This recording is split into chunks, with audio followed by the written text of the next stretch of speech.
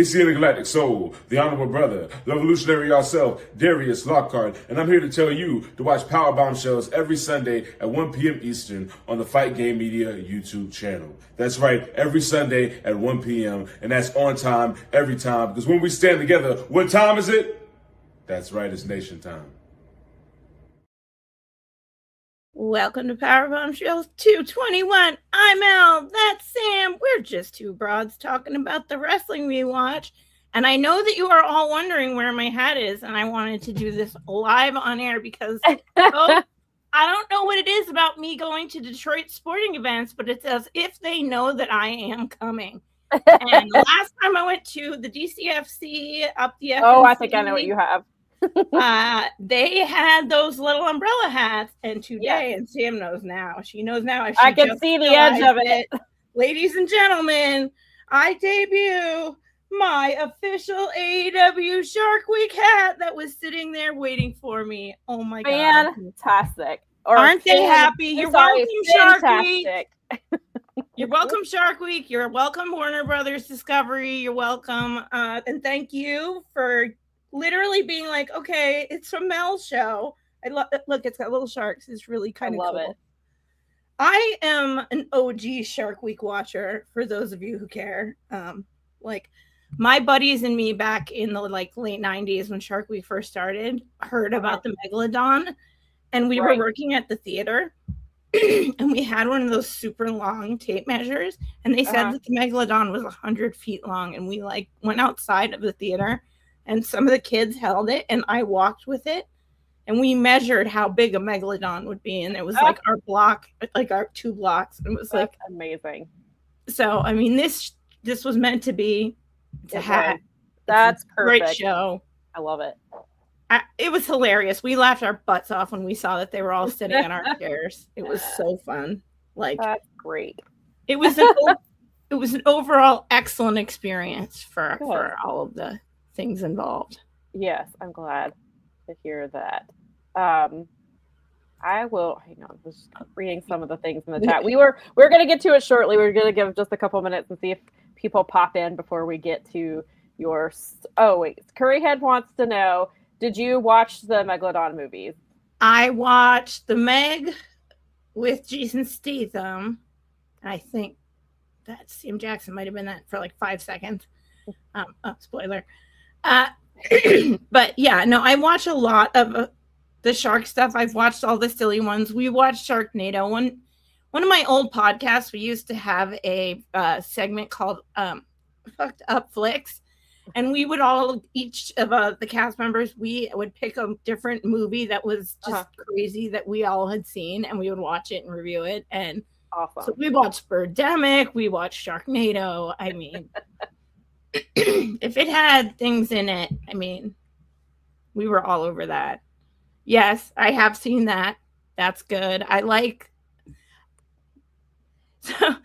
want to say I'm a big fan of sharks, but I am a big fan of like any animal nerdery, and obviously sharks. And it's so funny because excellent one also. I have seen that one, yes. So I've seen a lot of shark movies. Jaws is supposed to be in Maine. It's not. I'm from there. But it's like perfect. It was, our joke is that I'm from near the ocean, Bob's from near the lakes, but they're big lakes. And our joke is that he prefers to swim in the lakes because there's no sharks in the lake. And I get that from literally everybody in the Midwest. They're like, well, you know why the lakes are better? No sharks. So, and yet Shark Week in the Midwest this week. Perfect timing. Nikki says that hang on, I think the comment moved as I was trying to put it up here. Nikki says that she needs a pic of you and Bob wearing them on our socials. Okay, we can probably look that up. I also wanted to say that so WrestleCon is this weekend, and Leo Rush is wearing an umbrella hat, like kind of like yours. I've seen him wearing the umbrella hat for his pictures, and he did an interview with Denise, and he's wearing. I hope he got it from the DCFC folks, because that would be perfect. Because I know that the supporters, the Northern Guard supporters, are awesome. They're cool. It's another group that's a lot like pro wrestling fans. It's just, they're fun. Yeah. This is a great town for sports. God. Yes, for sure. Crash, I'm so glad. So that's the last match that Nikki and I have seen for the G1. So Crash was saying he was late. He was catching up on G1. Still way behind, but man, oh man, we need to talk about the Yoda-Tsuji Yudo Ice match. Yudo put, I think that was supposed to be the, because Yudo was put through the chalk meat grinder. That was the last match that Nikki and I have watched from the G1. That was where we got caught up to, and oh my God. Sounds good to me. The most insane. I have, much like Walker Stewart, who has never called a match like that, I have never seen a match like that. Nice. I don't believe Drilla Maloney has ever seen a match because Drilla was on commentary. I have never seen a match like that. It was amazing. Like I don't want to give it away, but oh God, just go watch it. Just watch it, because if there's anything, so I mean, obviously you're gonna have your bangers from the G1. There's been some really great matches, but if you're gonna watch any match from the G1, go watch that one, because I guarantee you, most likely you've never seen a match like that. Certainly not in New Japan. And in the main event, what I told Nikki, I was like, this is the main event of a G1 show that people probably did not know. I was like, I don't know whose idea this was, and I can't imagine I know this was not Gato's idea. But I can't imagine the conversation that happened and be like, hey, Gato, we want to do this in the main event match. This is our main event match in the G1, and how that went down for him. And if I'm not mistaken, I think Crash can probably, because it's been a couple of days since I watched it, I believe Gato was on commentary on the Japanese side for that match. And I can only imagine how that went down. But I have heard, and I'm not as caught up as I want to be, and the ones I've seen stand up to this, but overall it seems like this G1 has been one of the best ones in a long time, and that it's feeling more like a regular G1 this year. We have been kind of picking, kind of like we were with Boss J, kind of picking and choosing matches just because my busy. I don't have, it's really hard to keep up with everything. Yes. But so there probably have been good matches that we've missed, just because we're watching other things. But I've enjoyed the G1 a lot this year. There's some very interesting stories happening, especially with I'm a few days behind, so I don't know where Zach still is in the standings. But from where I'd gotten to, Zach has one win. Zach just won the G1 2 years ago, and he won. Did he win last year? Was it last year? No, it wasn't last year. I think it was the year before, because he won 2 in a row. And then he so it's a very interesting story they're telling there with Zach. And there, of course, there's other stories that I've seen, and again, I could be missing things because we're just kind of picking and choosing what we're watching. But like I said, I have really enjoyed that. Yes. Okay. Thank you. Crash says Ghetto was on commentary. Sorry, I missed what you were saying. Video wasn't playing. I just finished watching the main event. I'm stunned. Nice. It was, go. It's from, what is that? I can't, Crash, do you have the date on that off the top of your head? So if not, it's okay. I am super able. If you see, I want to get caught up anyway. They should make that. Honestly, they should make that the free match because they've been making some. They've been making some G1 matches. Okay, that was the one from Wednesday. It was the. It was whenever you see a graphic that's Zach and Yudo. I mean, not Zach. I'm sorry, Yudo Ice and Suji. That's the one you click. But I think Jim Valley mentioned it yesterday, so they have a couple of free ones that they've put up, and so we actually, because we were skipping around, we weren't going to watch Aaron Wolf versus Oscar, but then we noticed they made it the free match, and I was like, oh, that's interesting that's the one they made the free match, and so we went back and watched it. That one, and I thought I had a feeling I was like, but the free matches I know are available, and I was like, obviously Aaron Wolf is somebody that's a known name in Japan, so that's probably why they made it free. But then that one was a pretty solid match too. Fernando, that is also my pick because Steven convinced me. His argument, Army make their cases, it's hard to his argument was so good, and I was like, it makes perfect sense. So he's also my pick. Yeah, he really laid it out for us when he was talking to us because, like, oh my gosh, I love it. It's so funny. It's like having another OG New Japan friend. Let's see. USDA guy says we're talking about water creatures. He has a question for me, you, Nikki, and Bob. Have you seen the movie Lady in the Water? If you have, what's your opinion of it? I don't think I've seen that one to the best of my knowledge. Someone would have to explain it to me a little, but then again, don't, because I also hate going into movies with any like preconceived things. Nikki, I think I'm culturally aware of it, but I don't know if I've seen it. Nikki has confirmed she has also not seen it. So apparently we need to add that. We'll have to check it out where we can watch it. PBD, more water things. I mean, we like the water. We're water fans. So. Let's see. I won't give anything away, but go if you have some time this week or coming up soon. I know there's a lot of wrestling. Go to Ashe's YouTube page and go to their replays and go watch Black August. That was yesterday's show. Nikki and I went last night, and it was a really great show. I don't want to give anything away because, first of all, you need to watch it. Also, Matthew was not able to attend because he and his wife were doing. They went did something else, and so if he's listening this tomorrow and has not watched, I don't want to spoil anything for him. But go watch it. It was a really great show. I mean, the show opened with Janai Kai versus Jordan Blade. Like, it opened with a banger women's match. And then there's also like Cedric Alexander versus Manny Lowe was the second match, and it was freaking incredible. There's all kinds of stuff. And then the last three matches were really intense matches. And so just go watch it. And if you still have not seen, it's on YouTube. It was their last month's show was also free on YouTube. It's called The World Is Yours. Easily the best show Ashe has ever done. Like, it was incredible from top to bottom. Like, I've never been to a bad Ashe show, but that show, like, just the energy in the building, the reactions of things that were happening. They've got, there was the 30-man battle royal, which was really great. That had a lot of like little stories playing out in it. Like, it was booked really well. And then, it was just that easily Ashe's best show. And I believe I know for sure Black August is on YouTube, but I'm pretty sure The World Is Yours is also on YouTube on Ashe's thing.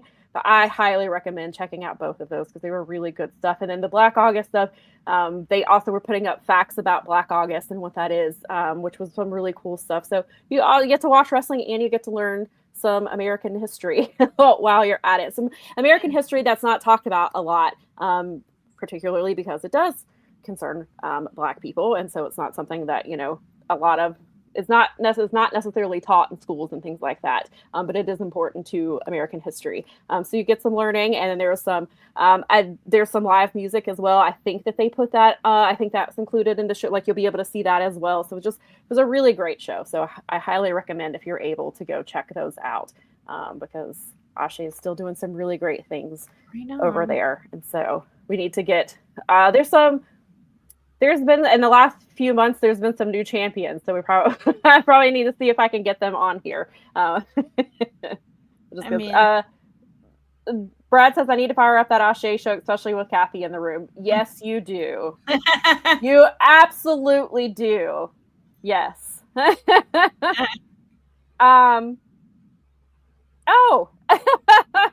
funny. He saw me and Nikki on Ashe, and then he saw Mel on Collision during the Ospreay and Danny match. And so it was so funny. We'll get to that, but it was funny because I didn't know where Mel was either, and I was on for Collision. So Mel didn't tell me where. She sent a picture of her seats from the first night, but not the second night. And so I was on coverage, wasn't even thinking about it, and I was typing, and I was like, "That's Mel. That's Bob." And I was like, "Look at those seats." I was like, "She didn't tell me she got those good of a seats." And she's like, and I was like, "Look at there." I was like, "There's a bright pink Powerbombshells shirt." I was like, "Look, our shirt is on."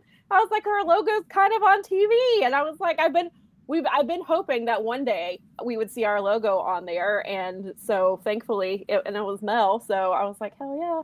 So that was exciting to see. I was like, I found it. I paused the TV and took a picture of Mel, and I was sending it to the people who in the Wrestling Inc. Slack, and I was like, "Look, my co-host is right there." I was like, "Look at how good her seats are," and I'm like, so they were excited for you.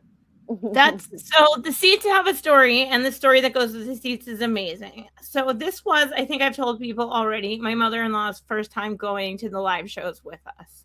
And she relies on mobility aid for her situation. And because that building is older, we got the accessible seating this time. So we were like, and because I'm pretty, I try to reserve utilizing that sort of thing because I don't need that for myself. And I can get up and downstairs and things like that. And so I usually reserve it but so this was one of those times where we were like, we're going to do this because she wants to come and she needs that. And oh my gosh, the Masonic Temple Theater staff have it on lockdown. If every ADA experience was like the ADA experience that the Masonic Temple Theater gave us, the world would be a better, happier, and kinder place. Right. They had it on lockdown. They have an older building. They have one single elevator that they utilize to get people to these seats and everything else. They keep those seats because it's an old theater. And it's for those of you who understand, it's a proscenium stage theater, which means it has balconies and the stage is sort of one end and whatever. And so where the wrestlers are coming out is the proscenium, that is the stage itself. And they make that into the ramp. And then and a lot of people are familiar with this setup because if they've been to shows in theaters before, they put the ring in the center, usually where the orchestra pit or whatever not is. And, they use the bombs for things and whatever else. But so this one's really nice. That's like where last year Toni Storm came out in one of the balconies. Oh, right. Yep. Balcony, and she did all of her great stuff and she got that promo. And last year we sat in the balcony seats, which were a lot better for us. But for this situation, we did that. We didn't realize that's how close we were going to be. I ended up meeting such a great crew of wrestling fans. We got pictures together, and it was a lot of people that were, in the disabled community. And we were all talking about this. A group of them, that was their first time. And oh my gosh, it was so great. We had a blast, and we were talking about it. And I did give out a bunch of our pogs because people were like, "No way, you have a podcast about this."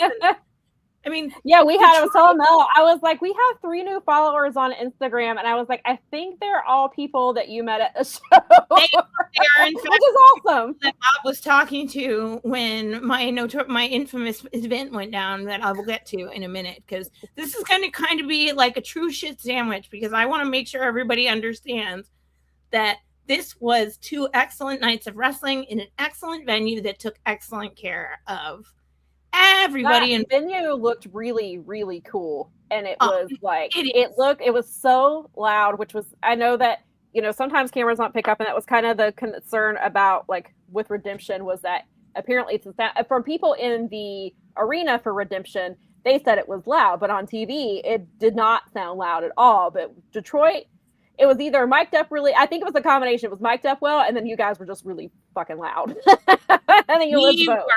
And I wear, that's I'll get to that on. And so the first night, so the first night they were amazing. Everything went smoothly. Everything was perfect. They've got us in there. We had those great seats that I showed you the first night. I'll post some of these online. I posted a lot of stuff. I keep forgetting. I post some things on a Powerbombshells channel in the Discord. And then I forget to send those along. And I need to do that for the G1 too. I realized that at some point, and Sam's not as early a riser as me, so some days I'm like, oh crap, I just dropped 25 pictures in her inbox. That's okay, but whatever, it is what it is. She probably turns her notifications down, I hope. But so it was awesome, and it was so funny because the whole staff I was even talking to them, and they kind of got to know this whole group that was there. And we mentioned we'll be back tomorrow night, and so the staff was like, it's going to be all the same staff. Awesome. Great. We had that awesome thing I think that was, Commander and John Moxley was that night, right? Yes, I think so. Holy crap. God. That match was incredible. The crowd was so hyped. Detroit sports crowds, no matter where they are. Yeah. The football fans, you name it. We just like our sports, and Detroit wrestling fans. I've never had a bad time at a Detroit wrestling show, no matter what level it's been at. It's always great. Everybody's high-fiving. Everybody's having a blast. It was all natural. I'm so glad that segment for Willow got over the way that it did. I'm so glad that perfect place. I have never, and it worked perfectly for the story they're telling, no matter what Dave Meltzer says. But the reaction that Mercedes got in that building was and I love her, and she played right into it. She really played. Everyone here knows their assignment. She really leaned into what they were doing, and it was that whole segment. Like, I think that segment could not have happened in a better place unless it was maybe Willow's hometown. Like, other than that, like, that was the perfect place for her to have her championship celebration. Yeah, it was so great. Dynamite was wonderful. A to Z, it was awesome. It was so perfect. Hyped the staff, hyped everybody. Like, it was really great. My new friends, thank you for following us on the social media. Yes. Thanks for all the pictures and the good chats. Like, everyone was great. I'm so glad. And everything about Collision was almost precisely exactly the same, except for some minor things that went on. And since some of it hit the interwebs and some of it didn't and whatever else, I just want to make sure, this is exactly right. Yes, when I tried to steal Danny and put him in a bag to take home, that's exactly right. Brad's got me. I was like, I've got to wait. Just put this comment up when we get to the story. Because I have only heard bits and pieces of the story. So I will be hearing the story in full with the rest of you. Because Mel has she's like, I'll save it for the show. I was like, this is the story you're going to say for the show? You're not going to let me know beforehand? She was like, no. She told me a little bit of things. I was like, fine. Save it for the show then.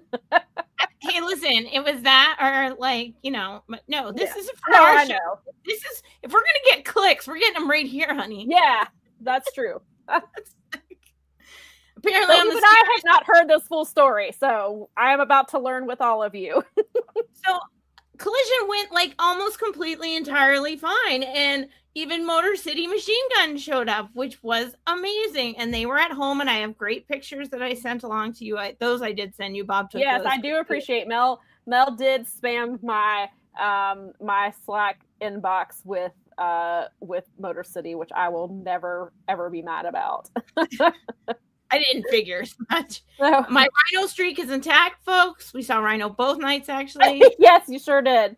Rhino streak totally intact. Rhino at every major show that I've seen. You even got ICP. Oh my gosh! Well. Yes, they were in the crowd for the first show. I know they brought them out before Dynamite, but then I think that Ice Bucket Challenge is the most insane Ice Bucket Challenge I have ever seen in my life. Which was great, and I mean that in the best way possible. Like, I was like, oh, Rhino, and then I was like, who else are they bringing? And I was like, oh my god, it's ICP. I was like, what a great way to involve them and to get attention to what they're doing for the Ice Bucket Challenge for Rebel and for and also Chris Johnson as well, and ALS awareness. Like, it was just perfect.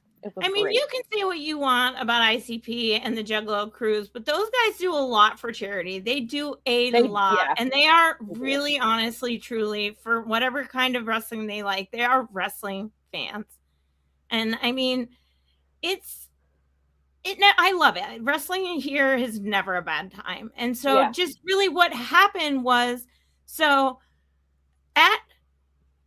because we had those seats, the same seats basically the second night, they were just as close and we were just as close. I kind of had wandered out to an area where, and they probably, I think, warned me once or twice. I did get caught up in the moment because we were really close. Yeah, and it happens. There. Yeah, you do get caught up. So sometimes. It's like, you can't stand there, you can't be there. And I'm like, okay, I take total responsibility for that. But at some point, I got into a place where I was getting a picture of Daniel Garcia. He went by me, and either I patted him on the shoulder, which I don't know. I don't recall doing that. And no one witnessed me. None of the people that were in the building that I spoke to who had a vantage point on me. Because let's remember, folks, as Sam set up in the beginning, I'm wearing a bright pink Powerbombshells shirt. Yeah, right.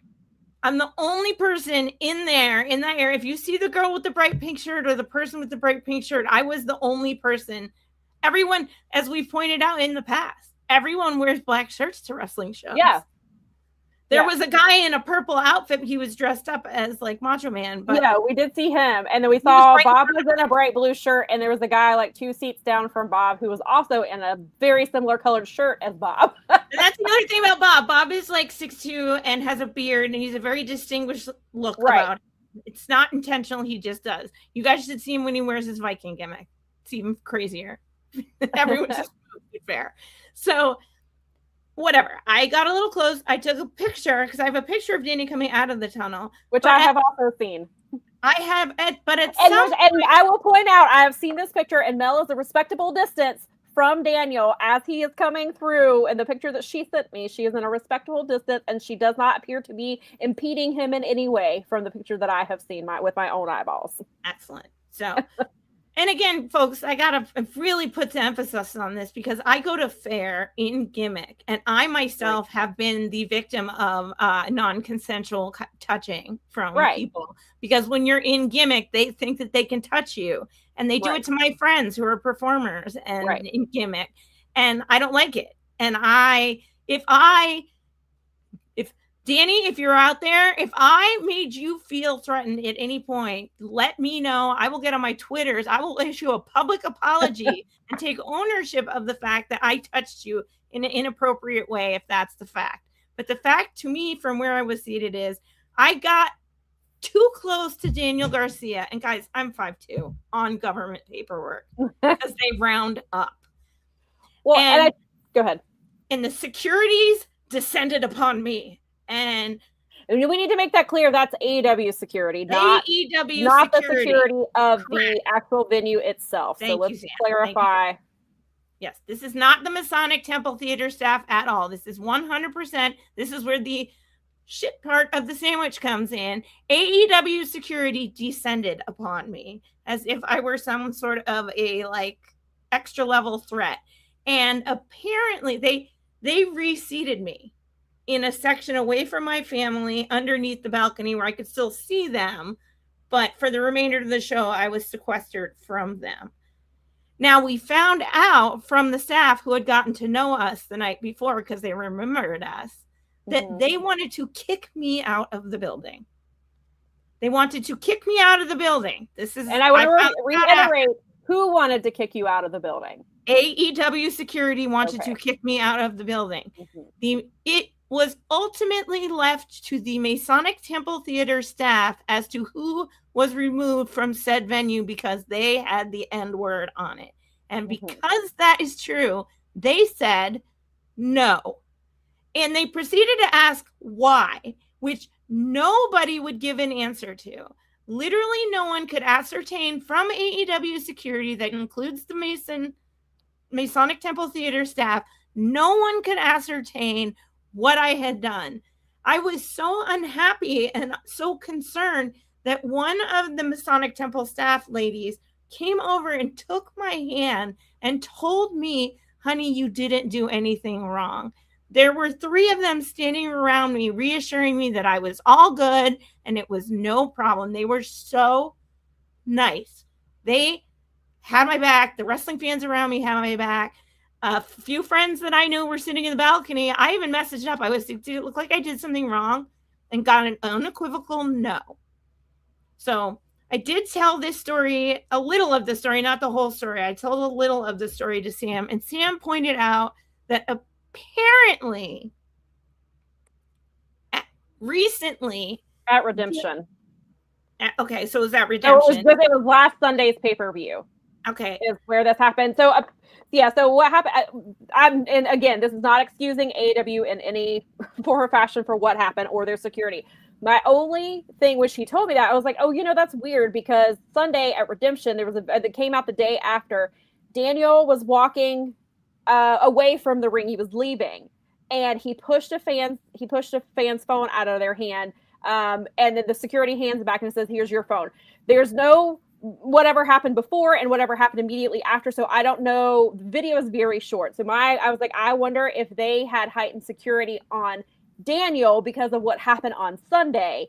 And then for whatever reason, thought Mel was a threat of some sort, I guess. And that's the only thing that I could possibly come up with. And again, this is not to make excuses for them at all. It's just trying to maybe put into, is that what happened? Because like, it doesn't make sense what they did to Mel. And then so I was like, that's the only thing I can think of is they were just being extra cautious with him, but they obviously went way too far in that situation from what I am hearing from you.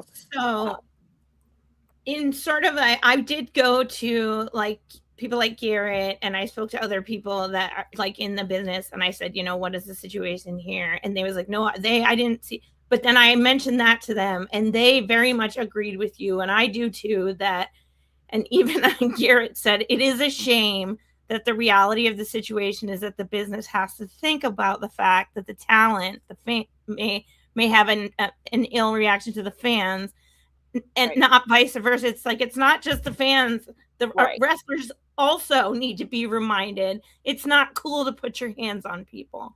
And that's a sad reality, but it is a reality that they were recently faced with. And at the end of the day, I imagine that was something that was sort of the bigger end, but the reasoning why. Now, that being said, tossing me out of the building seems a little overkill and is a bit of a head scratcher. No one being able to explicitly outline what was going on, and then continuing to have a security guy stand there with his eye on me sort of the whole time and like look scary at me for the remaining 20 minutes seemed a bit much. And I did get some feedback from some of the people in our Discord that know some of the security folks at AEW. And apparently they have some overzealous MFers in their group. You don't say. Kind of tracks when it comes to guys in that field.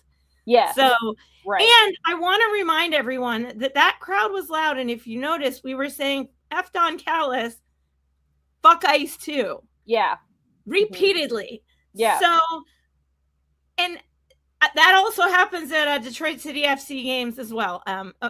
Detroit crowds are not happy with Ice, and we're very happy with Brody King. They made sure that we made our voices known, and I was not like, but so, okay, was I potentially, okay, cool, you guys are protecting your business. All right, awesome. The reaction, WTF. That seems a bit much. And then like Nikki and I were talking about it a little bit from what little bit I knew, and I was like, obviously security is there to protect the talent, and I know that they make split decisions or split second decisions.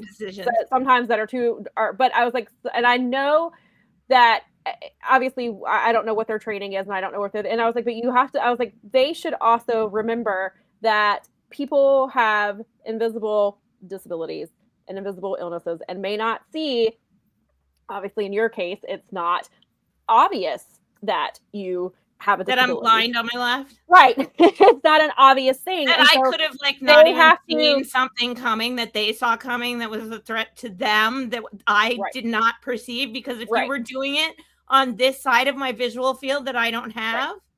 Right. No, because and so I was telling Nikki, so I was like, that's a thing that I was like, I don't know. Disabled. You don't look disabled. And so they're not going to be like, oh, because it's not a wheelchair or it's not a walking, a cane or a walker or something like that, where it would tip someone off. And I was like, so they've got to, my point is they also need to be trained in dealing with everybody, people who could have, not hidden disabilities, but disabilities that are not obvious is what I'm getting at.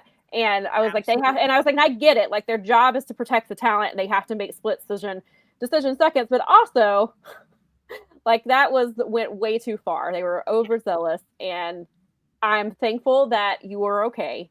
And I hate that you had that experience, but I'm really glad that the venue staff had your back and did not throw you out.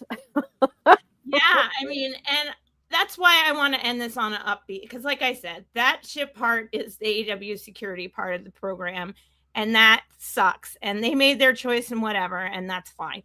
And yes, I was like, okay, I just kind of ignored him. I worked with parents, I worked with kids, I worked with lots of things. So I don't get, it takes a lot. I'm fortunate to be a person that it takes a little bit to really start to get me to a place where I'm going to be that much intimidated. I'm more like, okay, I'm just let's play out.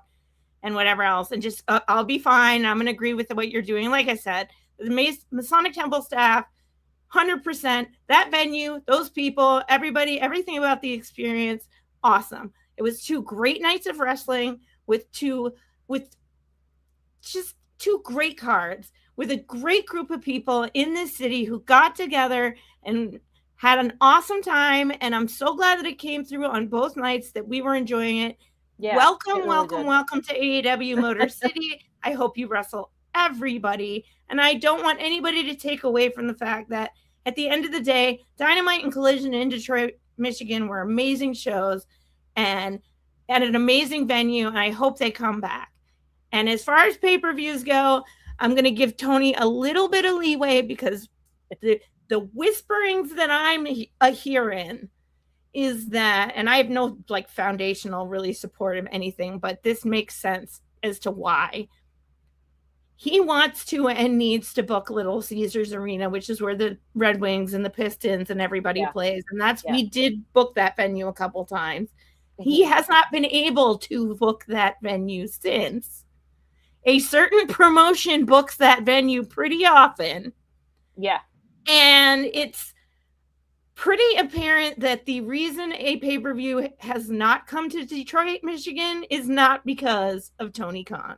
Tony Khan appears in every form and fashion to desperately want to have a pay-per-view in my town. Which is completely understandable because of the way Detroit shows out every single time AEW is there. So yes, I just think he's having a struggle booking the venue that he needs to and wants to. And I have my wild, unfounded conspiracies about that, but I think you can all draw your own conclusions. But and I think honestly, after some of the conversation, I think it'll happen. I think that sooner or later, because if your product's not doing well and if your tickets aren't selling well and you know that you can make a lot of money off of something, you're going to acquiesce to making a lot of money off of something. And so I think our day will come in Detroit. I think we will get our pay-per-view, even if it's not in the nearest future. I think that it sounds like he's trying his best to make it happen. I'm going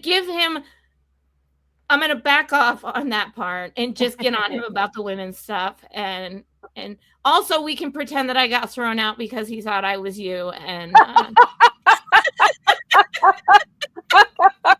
to throw me out because he thought I was you. Forget what I look like. I have all us frauds look alike, Sam. Apparently so, because I was going to say I have been in the room with him a couple of times when I have done the in-person media scrums. But yeah, we all do. All Powerbombshells look alike is correct. Which I knew she cut her hair. Exactly. You wear a wig when you do. Let me go back to. Hang on, there was a comment that brought me back to. Wait, where did it go? From Crash, where he said, Sam wears a wig when she does the scrum, so that it's Stephanie Shipley has cut her hair. Because Crash said, I'm a little surprised TK didn't call out Stephanie Shipley from Powerbombshells for the Ice Bucket Challenge. Thought she would have been a shoo-in. I would have done it. I would 100% do the Ice Bucket Challenge in that situation. I just want you to be on the record. You better believe I would have got my ass up there and had that whole bucket dumped on me. Hell yes. In my Powerbombshells shirt, because put that on our Insta. Right. I'm glad that ice water. I'm very glad that your overall experience was great, and it was really awesome. I don't want anybody to walk away, but I just thought it was like I really wanted to set the record straight on my show. What an insane there was situation. Some overzealous. It's weird. It's rent-a-cops get like a false sense of authority, and then which is weird. Never. Who would have thunk? Yeah. Well, don't put Daniel Garcia in your bag. I wish that they knew that I like some of the security people like. I wish that I knew what an Oakland County police officer said to me on my way out of Ren Fair once. He cannot even compete with what I got told by an Oakland County police officer. I think I've told that off the record. That's not appropriate for our show. But I was told something standing by my husband because he knew that my husband could not do anything because he was an Oakland County police officer, but he said some very appropriate line to me on my way out of a Renaissance festival once. And yeah, so I'm not that afraid of AEW security, unfortunately. Sorry, guys. Sorry. Oh, These things happen. It was amazing. The Masonic Temple Theater is my favorite venue. It's amazing. I would like run a wedding or a big event there myself. I can understand why Danhausen was booking shows there and why his Mrs. works over there. And that building is, I would love if you and Nikki ever do get to Detroit, just to tour that building. That would be awesome. It looks like such a cool venue. It's beautiful. It comes off really well on TV, so I can imagine in person what it looks like. Take care of it. Everything from about how that went, that was all the way down. The reason that was so beautiful was because right down to the staff working the show, everyone was dialed in. And they kept telling us, we love wrestling fans. We heard this at the VFW or at the Knights of Columbus too. They love us because even though the crazy ones are online, it's like most of us were really, they're like, you guys always clean up after yourself. You're always so friendly. You talk to us, you explain things to us. And I love getting that feedback because it warms my heart. We need lots of engagement in our community. And this is one of those nights where I want everyone to know that what a great community of pro wrestling fans we have. And pro wrestling is the greatest sport on the planet. And that's where I got to get to the last part because I did wear earplugs. That's what reminded me. And I was wearing my ear loops. And as we walked out, a certain Speedball Mike Bailey walked by me. And he noticed them and said, "Oh, are you wearing ear loops?" And I was like, "Oh, well, I wear them." And they were interested in why. And he said, "Well, my wife, when she comes to the show, wears ear loops." And I said, "Yes, I have ear sensitivity as part of my situation. And for me to see the shows, I use them and it allows me to actually engage in the product the way that I want to." Yeah. And he's like, "That is so amazing." And then he thanked me for coming. And right behind him snuck Mr. Kevin Knight. And me and Bob gave out to him a little bit. And then on his way through, he also thanked us for coming. Oh, that's awesome. Yeah, they are both. So I told Mel, I was like, now both of us have met Speedball.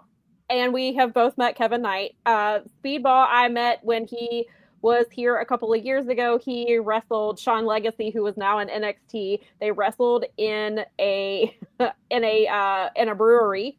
I saw that happen, and unfortunately, Nikki could not go with me because she was right before she was having back surgery, and she was just in too much pain. And I had gotten her birthday was coming up, so I got a birthday card for our friends to sign. But I also had Speedball sign Nikki's card, and Sean Legacy signed her card as well, which was really cool. They're both wonderful. After the show, Speedball went around to us it was a standing room. Well, there were some seats, but we were standing, and they went around and shook hands and thanked us for coming. And so Speedball is wonderful. And then when Kevin Knight was in Ashe, I got to interview him. And this was obviously before he was a heel, but I interviewed him. Actually, was getting ready to go for his second Boss J when I interviewed him, and he was wonderful. So I'm glad that you got to meet both of them and that you had a good interactions with both of them. The whole thing was, when it came to the talent and the staff, it was wonderful. That's the whole. I would never let one little stupid thing take away from the whole, because it was such a great time, and I don't want anybody to walk away with that feeling. It's just, that is what it is. Those things happen. It was super cool. I can't wait for them to come back. I'm glad that they feel welcome. All this, I would say this is like every talent that walked by anybody and was able to interact, they went out of their way to make sure they were interacting with all That's very cool. us sort of standing and waiting there. Yes. Crash wants to know heroes when it comes to wrestling, at least. Crash wants to know, did Speedball roundhouse kick your outstretched hand? Oh man, if only, right? I mean, I didn't. That was one of those moments where it was being so nice and normal. I didn't want to like push it. You know what I mean? So sure, I get it. I mean, I know when it's G9 when to be cool. It's like, well, I'll get my round. Maybe I'll get my roundhouse kick, but I got to see him even wrestle, so it's always nice. Yeah, it's such a good time going to shows here. I know you know that because like your town is a lot like my town, and but there is something unique if you've never lived in a sports town or you've not got to, even outside of Detroit, if you've not got to an indie show or the AEW shows. If you go in with the right attitude, they are so great. It's so much fun. I mean, it's still one of the best bang for your buck when it comes to indie. I mean, it's like 25 or 30 bucks, and it's always a good time. Always. So definitely. I mean, super love the wrestling that we saw this week, and the official Shark Week hat that I got, and my time with Speedball and all those other good things. That'll be the part I do remember. Oh yeah, Nikki said that he was very awesome of Speedball to sign it. I wish she wasn't being a dork and thanked him at DPW because I should have known AEW was going to snatch him up. And so I was like, I'm sure we'll get the opportunity to meet Speedball again. And you can be like, 5 years ago, you signed a card for me. Because, I actually can, this sounds relatable. It's so funny. I finally realized it's so funny because I've met a lot of people doing Renaissance Festival because we do want to wear that whole gimmick. It's hard to remember people. Yeah. And I started to realize for my friends who are talent and for these guys who are doing this is that I bet they wish they could remember every single interaction they had with everyone. But it's so hard because, I mean, you think about like I just do that for a couple days a year even, and it's hard for me. They're doing that like every Wednesday, different town, different, and when you were on the indies, it was all over and you're driving from town to town and you're tired. Right. You don't know what time zone you're in. It really, it gives you a lot of perspective when you think about what they do to entertain us. Yeah, for sure. And then they still have the, wherewithal to be like, thank you for coming here. And it's like, yeah. I mean, we had people last night at Ashe that thanked us. Like they were like, thanks for coming. And they were like on their way out, or they were like, hope you enjoyed it. And they're always like, hope you enjoyed the show. Thank you for coming out. We even had like one of the security, when we got there, I think the security recognizes us. And he was like, hey, he was like, the first match just started. He was like, you didn't really miss anything other than the pre-show stuff. Because when we got there, the parking was full at Ashe's show last night, and it's never. And we were like, where do we park at? Because there's nothing. And so Nikki ran inside, and I knew Darius's mom, which is Mama Lockhart. I knew she'd be in because I knew she was going to be at the show. So I asked Nikki, I was like, will you go ask her where to park? And she was like, oh yeah, go park over here. And so we came in a few minutes late, and the security was like, you didn't really miss anything. He was like, the first match is just starting. And so I was like, oh, that was really cool. So it's nice when you go to wrestling shows, and it's crazy that when they're like, yeah, thanks for coming. And yeah, so it's a really cool. So I'm glad overall that things went well. And then as we touched on, we did get, actually, I guess before we get to the collision stuff, we'll back it up just a little bit. So Redemption was on Sunday. Do you have any thoughts on the pay-per-view? What did you think of the show overall? Anything that you can think? I know the main thing was what you went to Wednesday, so you may have forgotten about Redemption, but did you have any thoughts on Redemption? Not really. I thought the show was pretty good overall. I think the one and only Redemption was an all right show. I think that it will be well worth the Wednesday night Dynamite Redemption if it ever does make its resurgence. Yeah. I think my favorite match goes without saying. The Bandito match was freaking great, just like I thought it would be. It's not like it was a bad card. I think exactly what we all said at the beginning is sort of how the show played out. I think so too. I agree. I think Fastlane. Redemption was clearly not a bad show, especially compared to what other companies are putting out on a regular basis. I would much rather watch what I watched on Sunday compared to the other things, like what I will be covering tonight. And other companies out there putting out shows. It was just because AEW has such a high standard for what they've done for their pay-per-views, and a lot of these matches could have been Dynamite matches.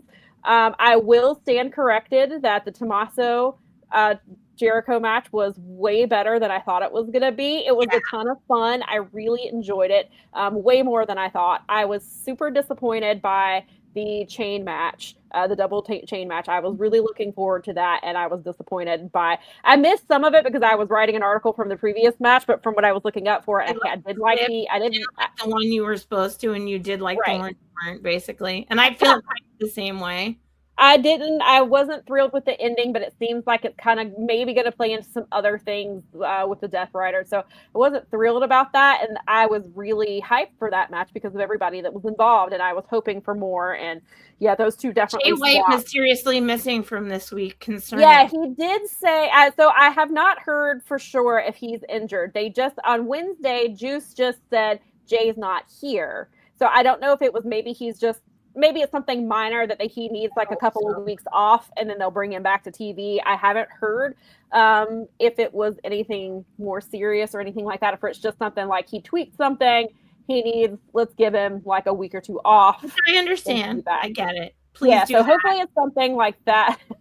Yeah, he said Jay White also got killed by that Dominator from Finley. Maybe he's selling it or almost got killed. Maybe he's selling that. But maybe he just needed the time. I hope that's what it is. Yeah. Maybe I swear to God, I will literally cry again if he has to go out again. I will cry. I really hope not. I was like, oh, Mel was so close to getting Jay on Dynamite, and then on Collision, and then he's not here. I mean, not that you can go wrong with those four, but Jay obviously. Oh no, I wasn't. I was hoping that we were going to get Jay, and I was like, oh no. And I'm kind of spoiled because I got to see Jay at Madison Square Garden with Okada at that back then. I've seen him a couple times. Like again, Mel is totally not an ungrateful jerk. She knows she's spoiled. She's gotten to see a lot of shows and a lot of talent. So, but I mean, it was just like, please don't be hurt. Please don't be hurt. Please don't be hurt. Yeah, I really hope it's nothing serious. It's just something he needs to take a couple of weeks off. I love him so much, and I just want him back wrestling so hard. Me too,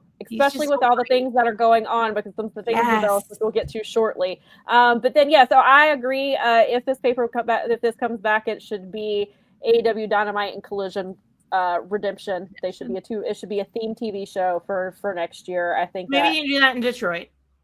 I think this pay-per-view was not necessary. It was hard. I mean, obviously there were some great moments, like Kyle Fletcher versus Bandito was what we all thought it was going to be, plus more. Like, it was incredible. I loved the ladder match. The ladder match was a blast. There was, and I really enjoyed, I know some people didn't like it. I really enjoyed Kevin Knight versus Kenny Omega. I thought that was a great match. I thought Kevin Knight, I think Kevin Knight looked great. I think Kenny gave him a lot, which is what we expected. I think that was, again, I hate the champion versus champion things, but on the, there's no way Kenny Omega is losing his first title defense and he's not losing in Canada. Why not put somebody over in the process? And I think that's what he did. I think that he definitely put that in. And yes, AEW Fastlane is that's what one of my fellow writers also referred to it as before we even got to the show. And so then we were all, this should be TV. The Guns were so over in Detroit. Yeah, we could hear. Nikki, the Guns were bronze AF. Yeah, they were. Let's see. Yes, they were very hot. Oh yeah, Nick Wayne taking major bumps. Can't believe he's back on Dynamite a couple of nights. Shout out to that Canadian Destroyer on the ladder. Oh my God. When we got that during the pay-per-view, and then we also got later in the night, or a couple I think it was it Nick Jackson that did? No, somebody else did a Destroyer. I got 2 Destroyers that night. And I will also say, I got a Destroyer last night at Ashe. They've never done a Destroyer.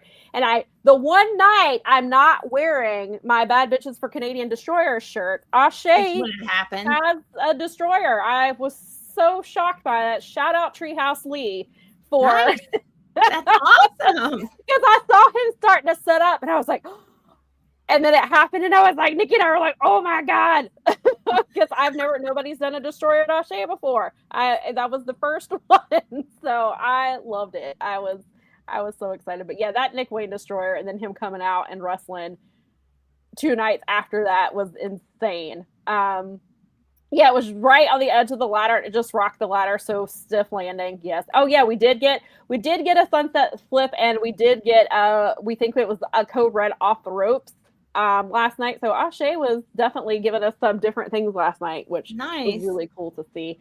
But yeah, the Redemption it was fun. I think it should be a TV show, but next year. But again, a bad AEW pay-per-view is still better than what most companies are putting on. So we're just spoiled. It was so funny because it's time to be a wrestling fan, fortunately, because there's alternatives. The chain match was the one I think will kind of let everybody down, even in like the Wrestling Inc. Black. And on Raw, I can't remember, something was happening, and I was like, "Give me the chain match, I'll take it." I'll never come. Oh, it was during the god awful Joe Hendry Danhausen segment on Monday. Oh. It was so bad. And I was like, give me the chain match back. And then I saw somebody tweet later, and they quote tweeted that clip, and they were like, maybe we were too hard on the chain match. Wait, because Raw was 2 weeks in a row that Raw could have been a TNA episode. It's bad. Thankfully, I was at Ashe and did not have to cover night one. I heard night one of SummerSlam was not good, which is not a surprise because TV has been bad. So it's not a surprise. So wait, okay, hang on. So last night there was SummerSlam, and tonight it's night one, and it's a 2-night event, which it's been it's been a 2-night event because I think it was in Detroit not too long ago. I think it was like 3-4 years ago. So WrestleMania is the 2-night event. This is the 2-night event. They obviously started doing it during COVID, but now that they can make money off of advertisers, they're keeping it at 2 nights when they definitely don't need to. So I will be on night 2 coverage tonight. There are at least the matches are there during these shows? I'm sorry, what was that? Are there ads during the shows? Does it depend on which streaming service you have, or are there? No, there's ads during the show, I think, regardless, because it's on ESPN. That's okay. ESPN. So ESPN2 if you have a ESPN Unlimited. So like you have to watch like those Aldi and Liberty insurance commercials 3,800 times, like everyone else. That was like the big complaint from WrestleMania is like there were so many commercials during the show, but people in the arena were seeing commercials and they were pissed because they were like, it's always the same like 15 commercials over and over again too is the worst part. It is, yes. And so so tonight. Although I gotta give a shout out to those, I think is it Progressive or whatever, the ones that are doing the ones about becoming your parents. I gotta give those ad people, and those have Pete from the Bear in them.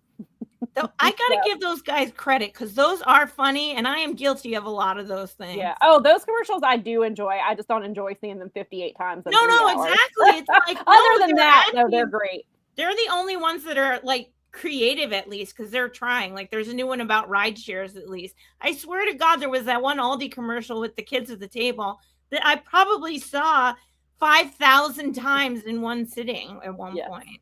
There were more of that Aldi commercial than there are Don Callis family members. That's impressive because there's a lot of Don Callis family members. But so night 2 at least has a couple of matches that I'm interested in. I don't know how. I expect like Penta versus Chad Gable should be really good because Penta and Chad Gable. Chad Gable is most likely winning because he's in his hometown, and they're rewarding him for the cultural appropriation that he did. But he's been on an apology tour. I will say Chad Gable has been really good about his apologies. Which I said a few weeks ago, I don't think they wrote his apologies. I think he wrote that himself because he was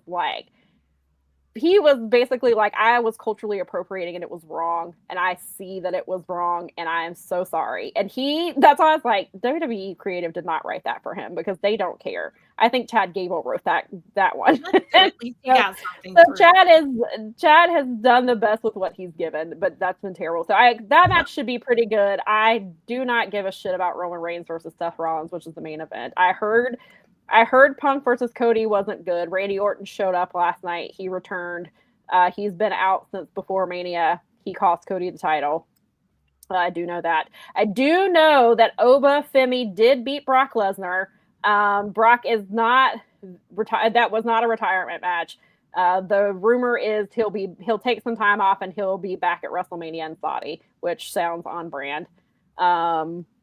Apparently he passed the torch to Oba, but like he already did that at WrestleMania and then he came back and beat him. So like telling him you pass the torch to him doesn't mean anything if you're going to keep coming back.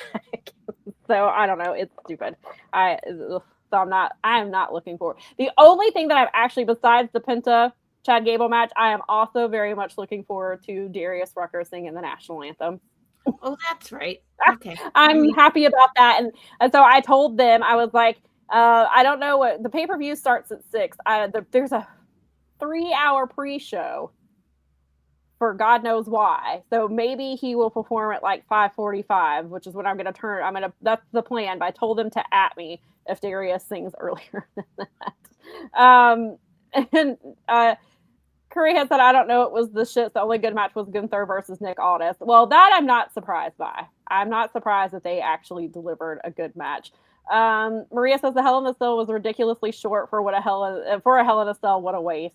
I don't think Brock Lesnar can't go anymore. He gets winded and he's old and he barely wrestles. So they should not have been in a Hell in a Cell, but that man can't go. Both his match because Oba beat him in under 5 minutes, and then he beat Brock when he beat Oba was a 6-minute match because he cannot go anymore. Like, I don't think he can even make it 10 minutes into a match. That's how the man needs to retire for multiple reasons. But that was pretty much that's it. Daza said he enjoyed EO versus Liv, but he's an EO fan. Well, who isn't? EO is incredible. And also Liv Morgan. She defended her title for the first time since she won that title. She went over 100 days without a title defense. That's how little they care about defending titles if you're a woman, or what just in general. But that's they don't do title defenses very well in WWE, but especially women, because before Rhea's injury, she defended her title one time, and so they get them and walk around with them. Yeah, pretty much. Oh, well, I guess because Curry had said Post-Punk and Brock were in competition for who was the most purple in a match. They were just paying tribute to Prince because they were in Minnesota. There you go. That's got to be why they were trying to be purple. But back to AEW. So obviously, we get before we even get to the debut of Motor City on Wednesday night, we got coming out of Redemption, we have 3 new champions.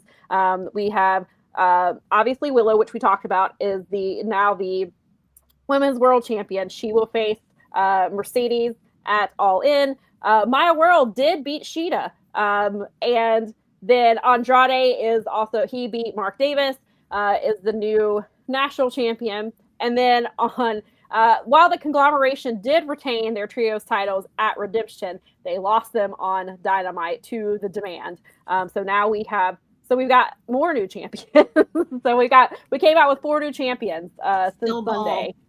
So we've got some new ones there. And then also, so some people didn't like the ending to Redemption because of the beatdown that happened. And then people were like, so some people assumed that Kenny hitting the one-wing angel on Ospreay meant that he turned heel. And I was like, he didn't turn heel. He was mad because Will considered choking him with a plastic bag. And He even considered it. That's why he did that. And then what did he say on Wednesday? That's why he did it. I was like, you guys, he didn't turn heel. It's fine. But then we have, so Wednesday, Dynamite opens.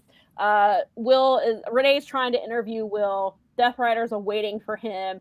He drops Daniel Garcia with a hidden blade to the neck and gave back his Death Riders patch, and he's seemingly out of the Death Riders. And so that's where, and so there was a really good promo segment between Kenny and Ospreay, and all they're doing is making me want Kenny Omega to retain the title. If this was anywhere but Wembley, I would say that Kenny was retaining. If it was anywhere else. But I was like, all you're doing is regardless, I'm always going to want Kenny to be champion, but that's all this is doing. It's just Those were so awesome. They both cut awesome promos. Even I think when it went off the air, because he did all of his stuff, because I don't know how much was like totally on the air and how, because I didn't really watch back, but it's just that they were so over, like both of them, and it's so amazing, and it's just like, oh my god, this match is going to be amazing. But I'm with you. You said it. I saw your tweet on the way home or whatever. You said it on social. I was just like, I'm with Sam. I mean, if it wasn't Wembley, but yeah, it's still. Kenny is so good at. I know he'll always do a good job. Like, just like with Kevin Knight, like Kenny loves wrestling and he's so good at it. So it's going to be amazing. And it's better that it's Kenny. It just, you're right. I mean, there's that little part of you that's like, could it happen? Yeah. Like, I mean, they're doing a really good. I do appreciate them at least attempting to make it look like it's not a foregone conclusion that Ospreay is winning. So I do appreciate them doing that, but in them doing that, it just makes me want Kenny to win. Like, Kenny did nothing wrong. Kenny should hold that title. And again, all of this just makes me angry that Kenny did not win. He did not beat MJF, and they just had to do the Derby. There was no reason to do the Derby title run right then. You could have let Kenny have a 4 or 5 month title reign, and I think people would take it better. I think I don't want to say they underestimate how much people love Kenny Omega, but sometimes it feels like they do. Like and I know that's the match. That is a Wembley level match. Like, obviously Ospreay and Omega is clearly an all-in match. And you have to, and I think that's been since the day that Will Ospreay signed those papers, signed his contract, they knew that All In would be back in Wembley, and they were like, you're going to win the title at Wembley. Like, I think that's been the plan since the day he signed the contract back in 2023. So I think, or 2024. No, it was 2023 because he came in 2024. So I think that's been the plan. And Tony, typically when it comes to at least his men's world champions, he rarely goes off path. And I think perhaps if it wasn't Wembley, I think maybe he'd consider it. But I was like, he knows what they're doing. They're telling the story. My feeling is, because people are like, oh, what if Jon Moxley costs Will Ospreay? And I don't think that's what's going to happen. As of now, of course that can change. I think that Will is not going to be able to beat Kenny until he resorts to Death Rider tactics. And that's and I think he told him how he's going to beat him, because he said, I'm going to stab you in the front. He's going to hit him with a hidden blade in the neck like he tried to do Wednesday night. And that's how he took out Daniel Garcia. So I think he's going to get angry and he is going to get vicious. And then the final blow is going to be a hidden blade to the front to his face, like he said. And then and I think that's how he gets the win. I was like, I think they kind of telegraphed it a little bit, which is nothing wrong with it. But I think I feel that's my take is that he is going to Kenny is going to continuously beat him until he resorts to Death Rider tactics to get the title. And then John is going to be like, I told you. I mean, that makes sense. And then I still think I'm going back with my way too early prediction that I made last week that Will Ospreay versus Jon Moxley might be the match for All In next year. Could be. Maybe it's sooner, but I think they are certainly building them up for a match in the future, whatever that looks like, because they are gonna have to duke it out eventually. Because I don't think Moxley's gonna let Will Ospreay off the hook that easy. Yeah. Oh, I know it's not gonna happen. I know there's bias. I have been saying for months that Will Ospreay is winning. I know that he is. But the Derby run you're never going to convince me that Derby run should have happened. In the big scheme of things, when you look back at this year, there is no reason for Derby to have won, because you could have had Kenny as champion longer instead of a 6-week title reign. There's just no reason for it. Even because we all knew MJF was going to win it back in 30 days. So it didn't, it's a meaning for the most part, it feels meaningless because it stopped a title reign we knew MJF was going to get. It took away from Kenny having a longer title reign. So what's the point other than Tony loves Darby and wanted him to be champion? Just what it feels like to me. That you'll never convince me that was what they should have done. Crash says the quality of Kenny's acting and performance just shows how far Ospreay level up in that department, in my opinion. Just saying. Oh, Kenny is incredible on the microphone, and that's not to say Will is bad. But Kenny definitely operates at a different level than most wrestlers when it comes to that. Kenny Omega's Kenny Omega. Like he's he is pretty awesome. Nikki said when he said that, I looked and said that, oh, he did, said that, and said, oh, that's how he just told us how he was going to win. Yeah, with the hidden blade. The not so hidden. There were some sickos who were annoying about pressuring TK, but also TK loves Darby. He talks about it all the time, how much he loves him. So I think he was very, he did not have a problem giving into the sickos for that, Maria. I think he had no issue. He just needed a push. Yeah, right. Let's see. So yeah, like we did briefly mention the really great segment with Willow and Mercedes. It was fantastic. I loved the speech that Willow gave. I love the pastel streamers that she had. I thought she just looked great. And so I can imagine how loud it was on TV. I can only imagine how loud that segment was for her in person. It was very loud. And I was so psyched. It was so happy for her. It was so cool. It was such a great thing. I just was so happy. Yes. Honestly, give her the microphone more. And which is really interesting because, in the interview that Doc did with her, she talks about how she has no problem wrestling in front of people. It's speaking in front of people that it gives her butterflies and it makes her nervous. It makes her nervous to stand in front of the ring. And she said, like, he told her one night, he was like,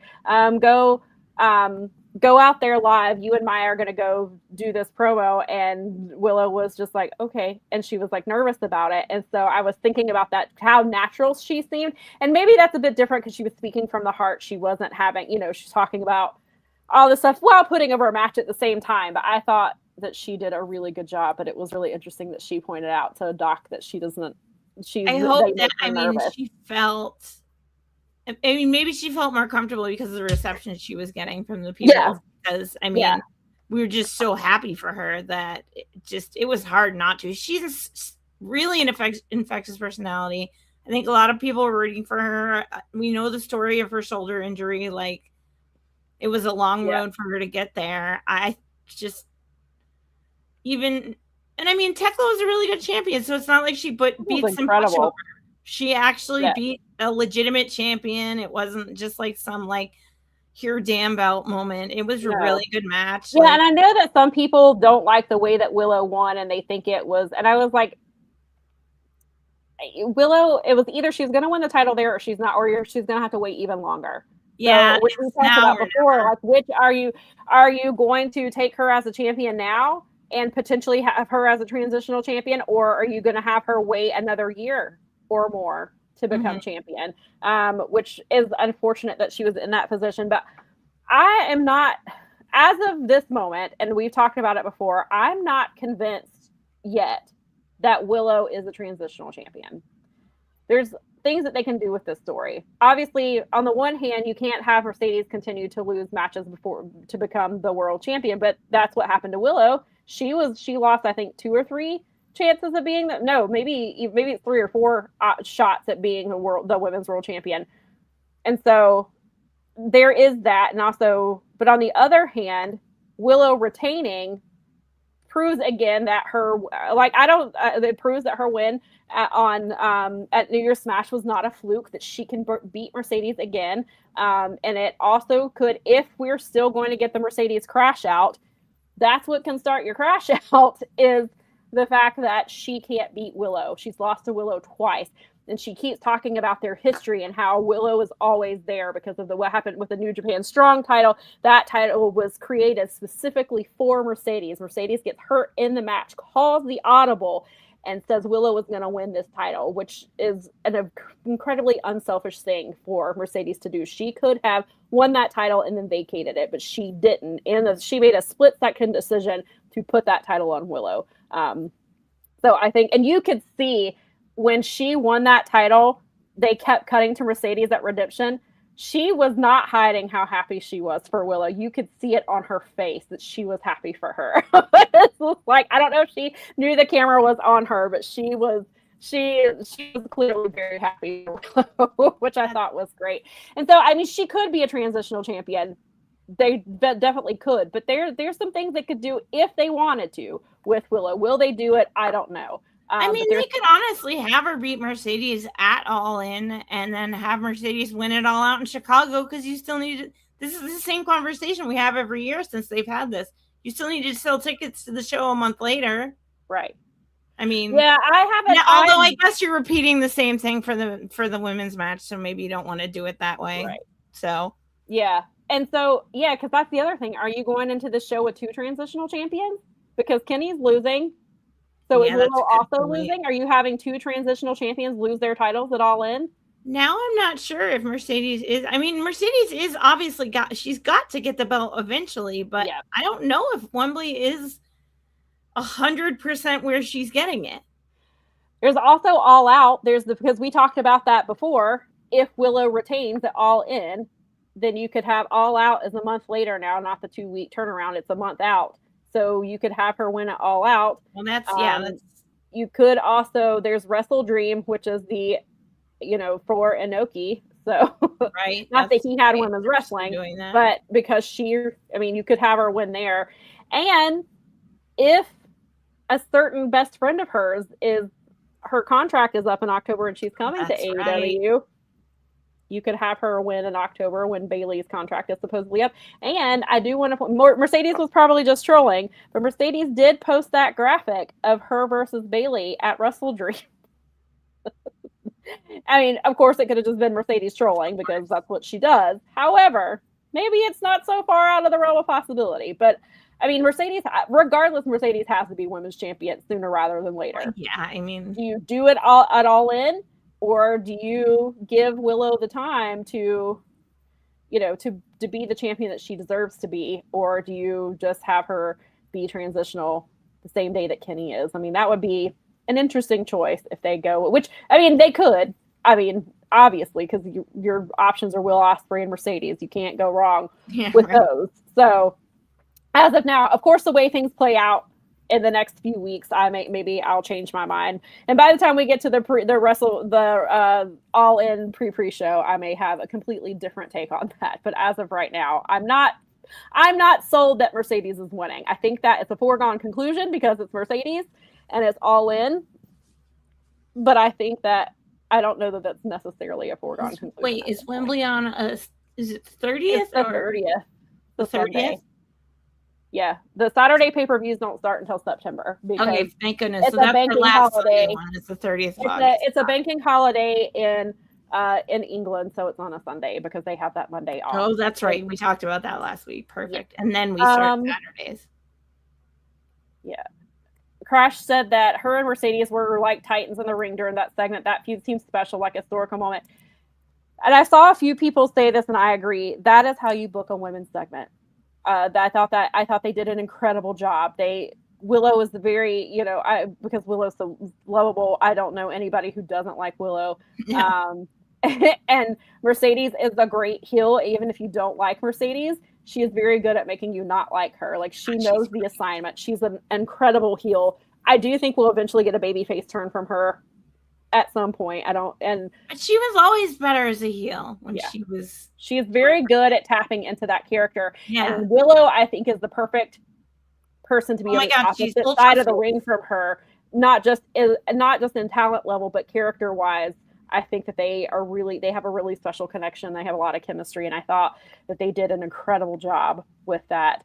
Fernando says that he would have rather waited another year than have Willow lose it right away, which is understandable. That was an argument that I was going back and forth with as well. So I completely get it. Dawson says that he's bummed that we're not getting a heel versus heel Mercedes versus Tekla. That would have been a really good match. But I was like, they're not selling this match as Mercedes versus Tekla because it's not happening. But that match would have been very good. Yes. I hope we get it one day. Me too.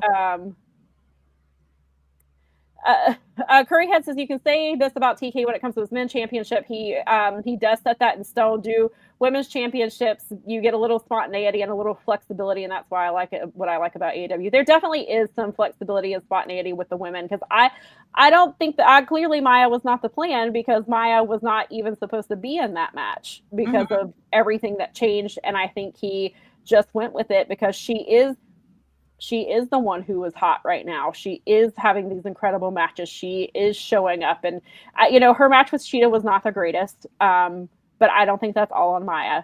Shida's the veteran here. Shida could have done some more with that match. I wanted more from that, and I don't think that the match. Of course, Maya has, that's only her third TV match, but before Maya came to AEW, she was wrestling some of the best women in the world. So Maya, it's not completely that, but I think it was, some of it is on Shida as well for that, because Shida is the veteran. Shida should have been able to carry that a little bit more. So I think I wanted that. I was a little disappointed in that match, as far as I thought it could have been better.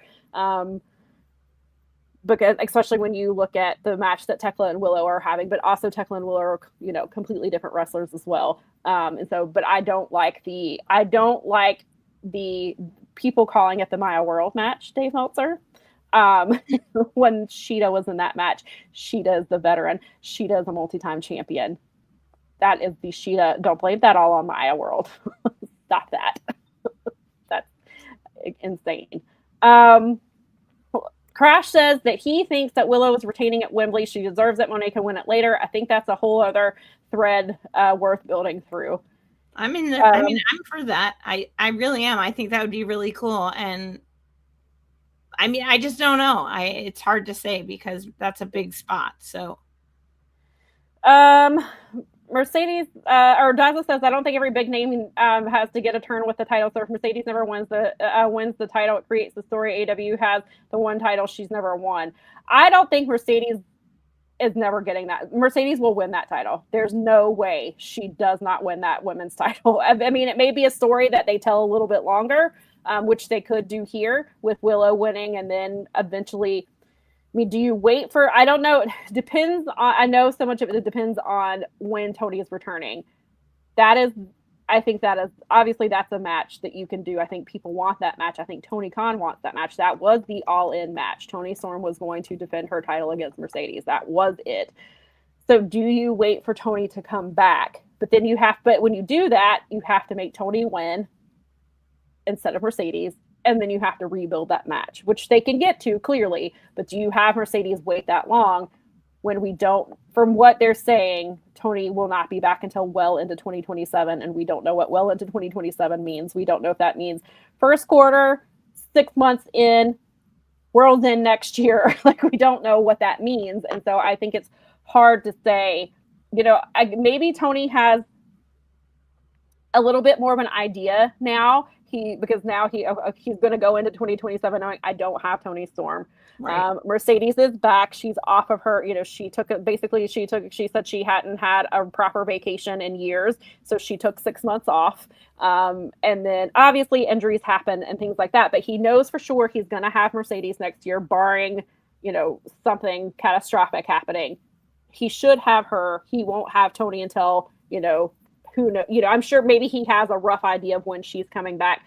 So maybe next year they have a little more flexibility or maybe he has not more flexibility. Maybe he has a stronger plan of who is in line to get the women's title with Tony being absent and with Mercedes being there, then potentially Bayley being there. Right.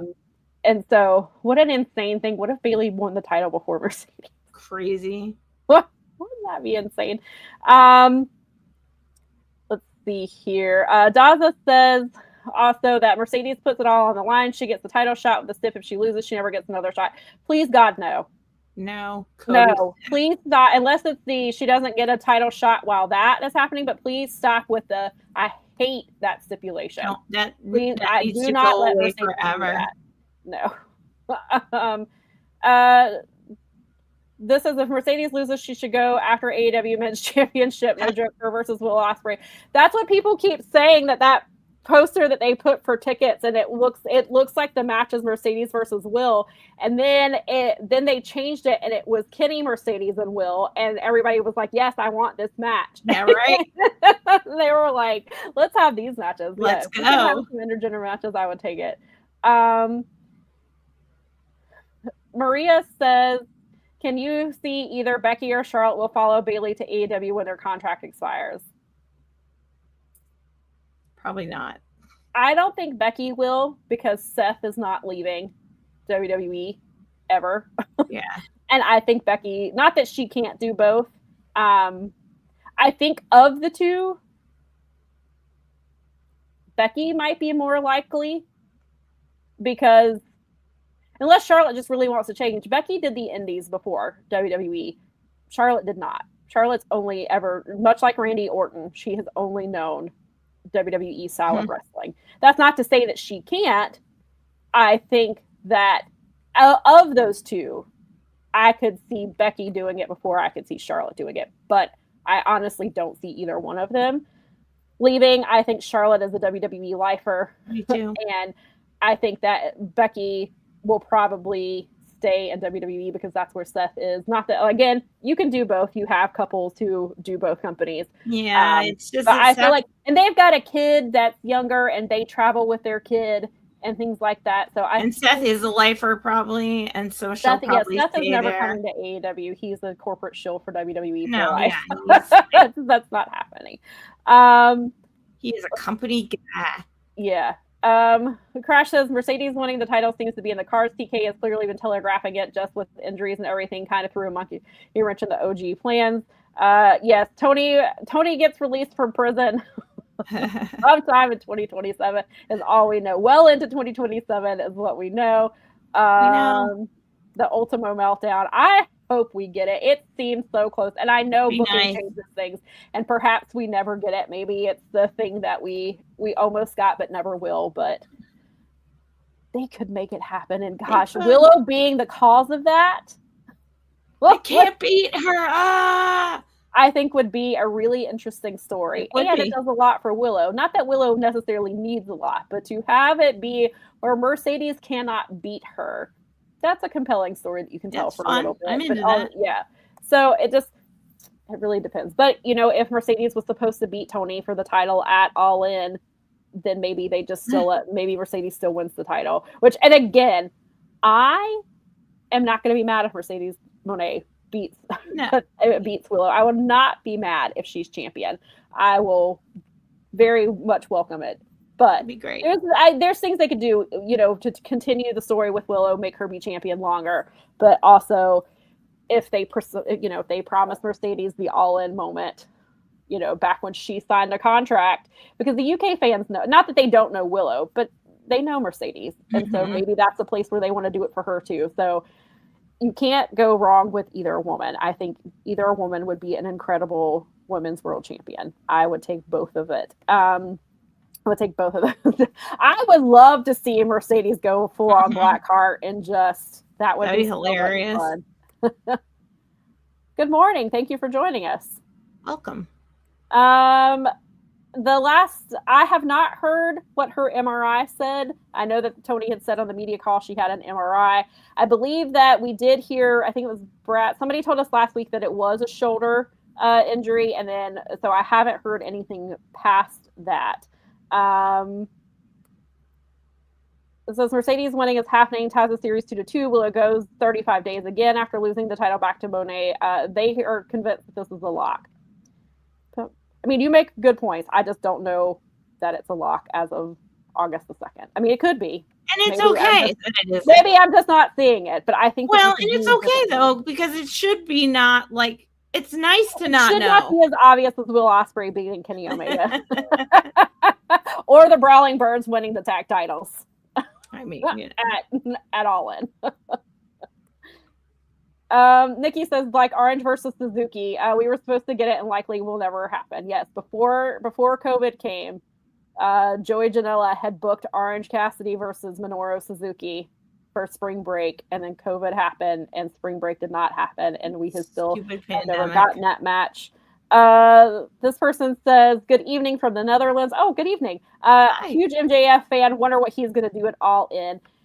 That's a good question. I think he's coming back. So, when on the media call, Tony did say his injury shouldn't take him out of action long term, I guess is what it was. It wasn't going to be like a month-long thing. So it sounds like he could be back. I am curious if it happens it depends on the injury and how he's dealing with it. I'm wondering if he comes back as early as Grand Slam Mexico. on Wednesday. Right, because he's a huge heel and he's super over, and there's a ton of heat there. So I'm curious if he comes back that soon, and he comes back because Andrade still has his Dynamite Diamond ring. He is now the national champion. So he could want to challenge for both of those. Like if he wins, he gets the ring and the belt. Maybe it takes a little, I mean, it just depends, I guess, on how serious his injury really is. But I can't imagine that they don't have something ready for MJF at All In. Especially if Tony's words was he's coming back soon. Of course, that's kind of, open-ended. We don't know what soon means, because soon could mean Wednesday at Grand Slam, or it could mean the week before All In. So it's hard to say. Yeah, that is true that, the big shows typically are obvious with their top matches. It says the exciting stuff will be the casino matches and the rest of the undercard as far as the unpredictable stuff. That's a fair point. But I don't think it says MJF not coming back for a 4th tier mid card match on Wembley. Either skips it or something much bigger on the card. But the feud is him and Andrade never got the title shot against MJF, and so that's the feud. That's the feud in Mexico too. So I don't know. I get I know how people feel about the national title. I think some people view that belt way worse than I do. It's just another belt. I mean, not another belt, but like, I don't think it's as low tier as some people do. And I get it. Like some people just, and so you have a point, but my thing is more of he's feuding with Andrade. He's picking up that feud. And Andrade has that Dynamite Diamond ring for a reason. Is that reason that the match is going to happen for the title and the ring? Because I can't imagine that he's not going to want a title too. He's not going to just take the ring. Like, I feel like he's going to want more than the ring because he's MJF. Of course. Swerve versus MJF would be a really great match. Yeah, it would. Swerve is supposed to be coming back soon. Tony made it sound like it's sooner. Hangman is back. I kind of wonder, I hope Swerve does more than this, but I kind of wonder if Swerve and Hangman get involved at Wembley in the main event, because they are there to protect Kenny. Kenny is their friend. They've helped them. And then if Jon Moxley comes out to try to help Ospreay, like, do they come down and kind of even things up? Are they there watching Kenny's back? As I feel like there will be more involvement from both men, but I'm curious if they will also be involved in that title scene as well, or in that specific match rather, because I mean, Swerve has kind of gone back. I guess Swerve has gone back to his heel ways, so maybe he doesn't care. But I think Hangman will maybe be out there on Kenny's side of things against Will. But if Jon Moxley is out there trying to get involved, Hangman might try to kind of neutralize him a little bit. And you have to deal with it unless they make it well. And I guess you can't ban the Death Riders because Will is no longer a Death Rider, right? So you can't say unless they just ban all outside interference, which I guess would be a way to get around that. But if they don't, then that leaves the possibility that the Death Riders still help Will, even though, or more likely, I think it's more Jon Moxley will, because I think the Death Riders are just done with Ospreay after what happened the other night, especially because he dropped Daniel Garcia. Jon Moxley still sees something in Will Ospreay, and I think he wants that title, and he's going to go through Will to get it. And he'd rather face Will than Kenny. And he wants to prove a point to Kenny because he keeps saying Kenny is a bad guy. Kenny he's still that same belt collector guy. He hasn't changed. And I'm going to prove it to you. So I feel like that story, and the Death Riders aren't just going to let Will Ospreay go. Yeah, right. Not quite. They're Jon Moxley does not just make a deal and go back on it. Yeah, you're kind of in the mob. You can't just leave. It's like the CIA or something. You can't just leave. So. You're not ex-CIA. Come on. I don't know the whole Ospreay leaving the Death Rider as a psyop. He literally took words from the Mox promo after Brawl Out this Wednesday of wanting the ball. And again, and I remember saying that I was sorry, Will Ospreay, but Jon Moxley is the ace of AEW. There's nothing, even if you're the champion and even if you're the world champion, Jon Moxley is still going to be the ace. Kind of has that crown. He gets that. Mox is never, no matter what he does, Mox is not losing that crown, I don't think, because of everything that he's done for AEW. Everything he's done for the company at the craziest times. Yeah. He has stepped up in so many ways. He never got his vacation that he was supposed to get. He never got it. He's just been fighting and doing things. So I'm sorry, Will. But that is, I'm not sold that Will Ospreay is done with the Death Riders. And I definitely don't think the Death Riders are done with him. No matter what he wants to do, they're not going to let that go. Go with Sam on that part for sure. Yeah. And so then, yes, we got the debut of Motor City Machine Guns at the top of Collision. Like they right off the bat. And also it was interesting. TNA was live Tuesday. It wasn't even pre-taped.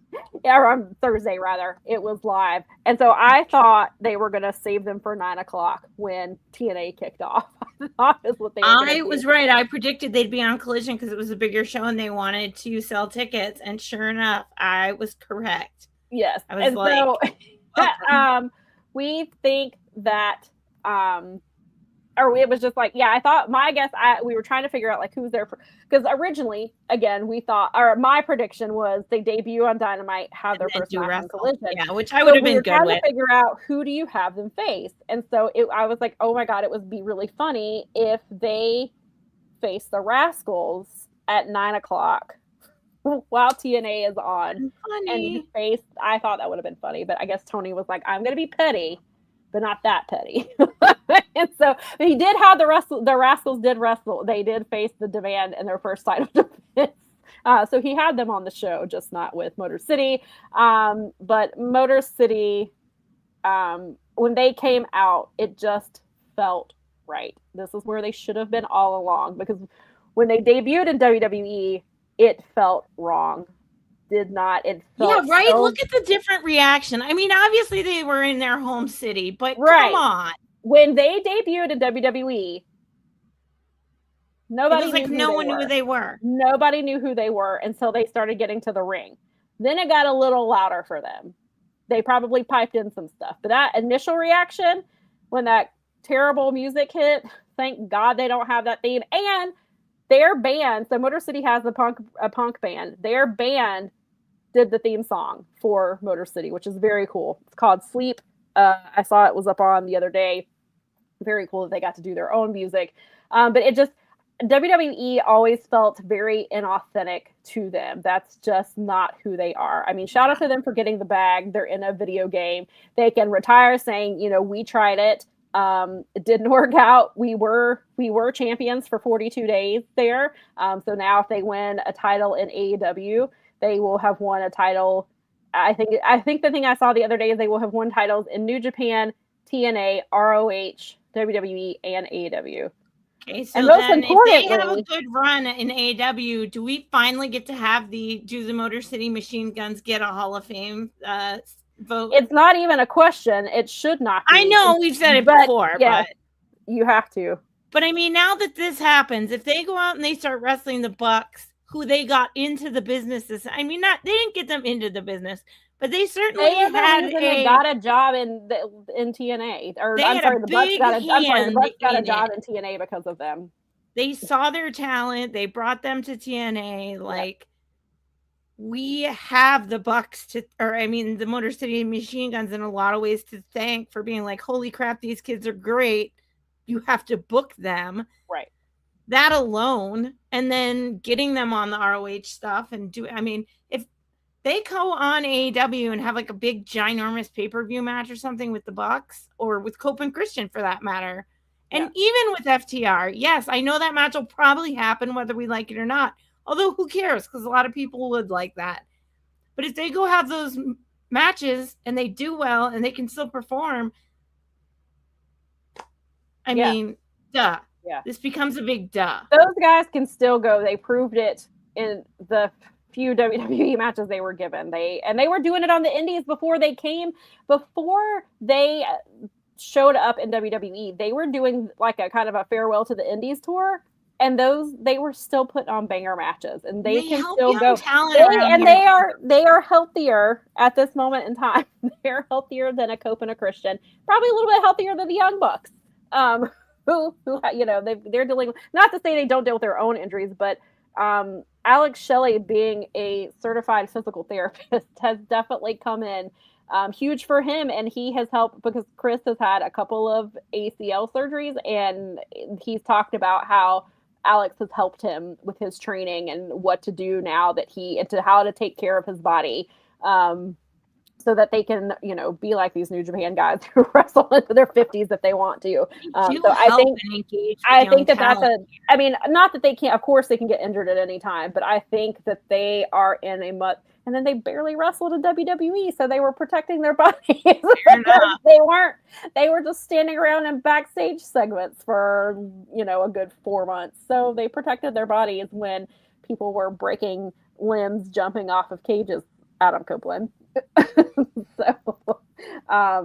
So they definitely, and of course, they were in Detroit, so they got the hometown reaction, and which was great for them. They deserved it. But it just felt right. It feels like this is where they should have been all along.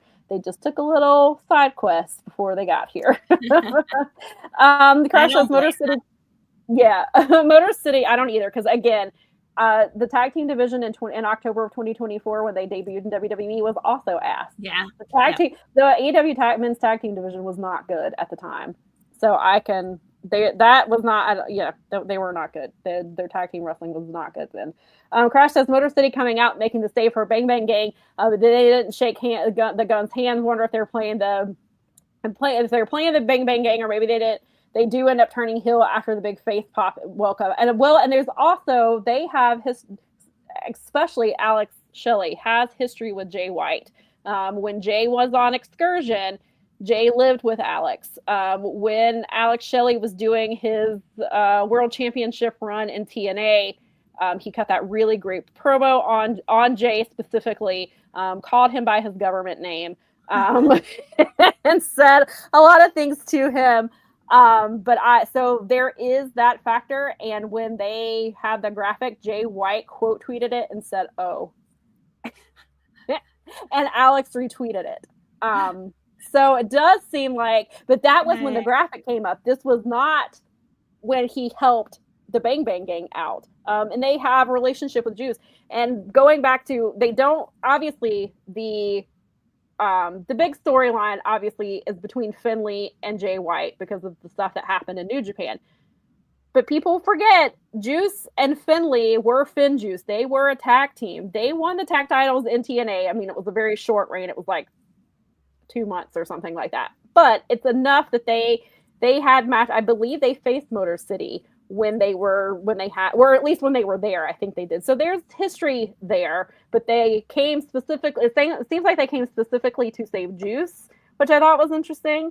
But there was the part where they did not shake hands with the Guns. And so maybe it was just, I'm definitely intrigued by where they're going with this. And I think, I don't know, is this setting up for something at All In?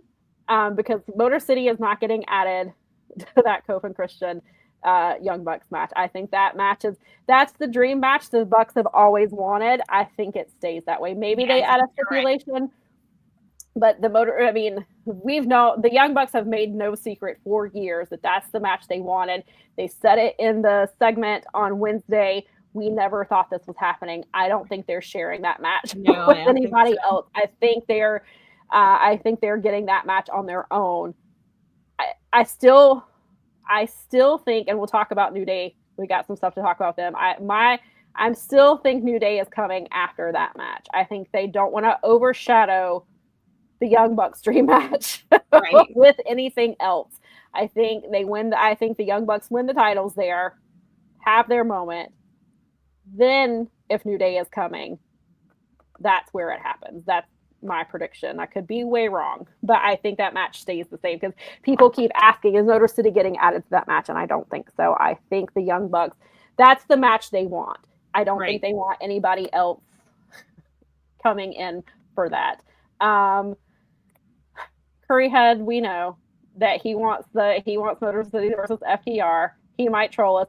And if that's what you want, I'm not gonna be. I mean, of course, you can want what you want. I just don't want it. But I know we're getting it. Because you think the FTR is gonna not let Motor? They always have to take attention from everybody else. They're gonna do it. They're gonna make it about themselves. And of course they will. And and they're the matches. I know the match is happening. I just don't. I'm not clamoring for it. There are other matches I want. Like I am more interested in them running back their match from DPW with the Workhorsemen. Mm-hmm. That's the match I want to see. Because I saw it once and it was great. I want to see it again. That's the match that I care about. And I think that because one of the other teams we were wondering that they faced would maybe be Roppongi Vice. Because of the Japanese, obviously the New Japan stuff, they could do Roppongi Vice. There's 85 members of the Don Callis family that they could face. They could, now that I do appreciate that Mark Davis, even though he lost the title, they are not, which is what I said last week. I hope if he loses, they're not going to take their foot off the gas with him. And at least they aren't this week because he's getting the street fight, the Mexico City street fight in the Arena Mexico.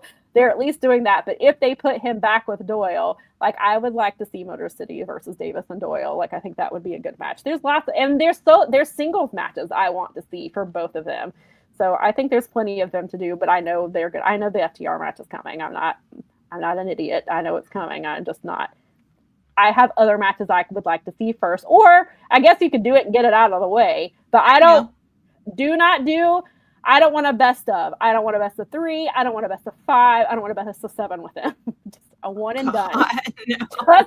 Just please, when we do this match, whenever it happens, just one time and get it over with.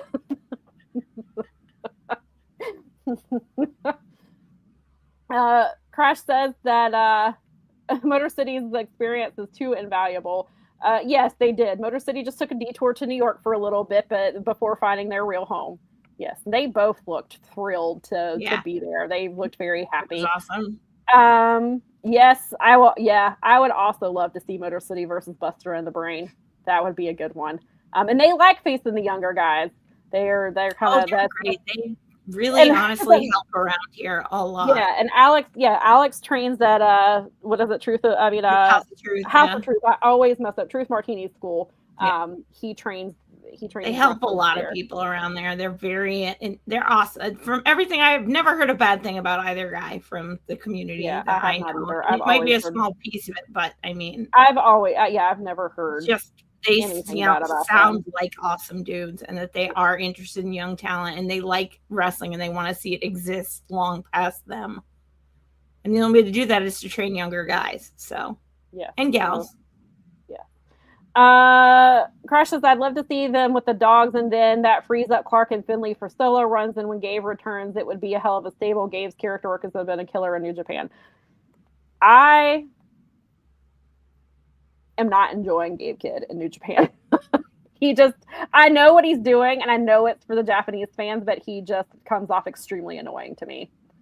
And he's just, and then I get it. Gabe Kidd is, for some people really enjoy him, but right now Gabe Kidd is not for me. He just annoys the hell out of me right now. But maybe he will calm down a little bit when he gets here, but I doubt it. But I'm not enjoying what he's doing. But if you are, that is great for you. And I hope that I'm glad that you're enjoying it. Brad says, All Out Motor City will probably be in a tag team gauntlet with the recent their recent Dawn McKenna debut there. I had to read that. I was like, the what? And then I was like, oh, I see what you did there. That's funny. Yeah, they sure did find out pretty quick that the grass is not green at Stanford. Yeah, well, I mean. Very true. Very true. Brad says, yes, Motor City versus Doyle and Davis / Cage would be great. Yes. Nikki says, oh, I thought that's back to Crash. Yes. Motor City. Oh wait, no, I saw that. Sorry, I didn't realize that it came up again. Yeah, I would. Fred says I need Tony to tweak Busta and the Brains gimmick a little. Alec is so great, but let's turn the yelling down from 11 to about 7 or 8. Yes, please, absolutely, I agree. It's a little. It's a lot all of the time. But I enjoy them very much. I'm a fan of them separately. Like I love Jordan Oliver and I really like them together.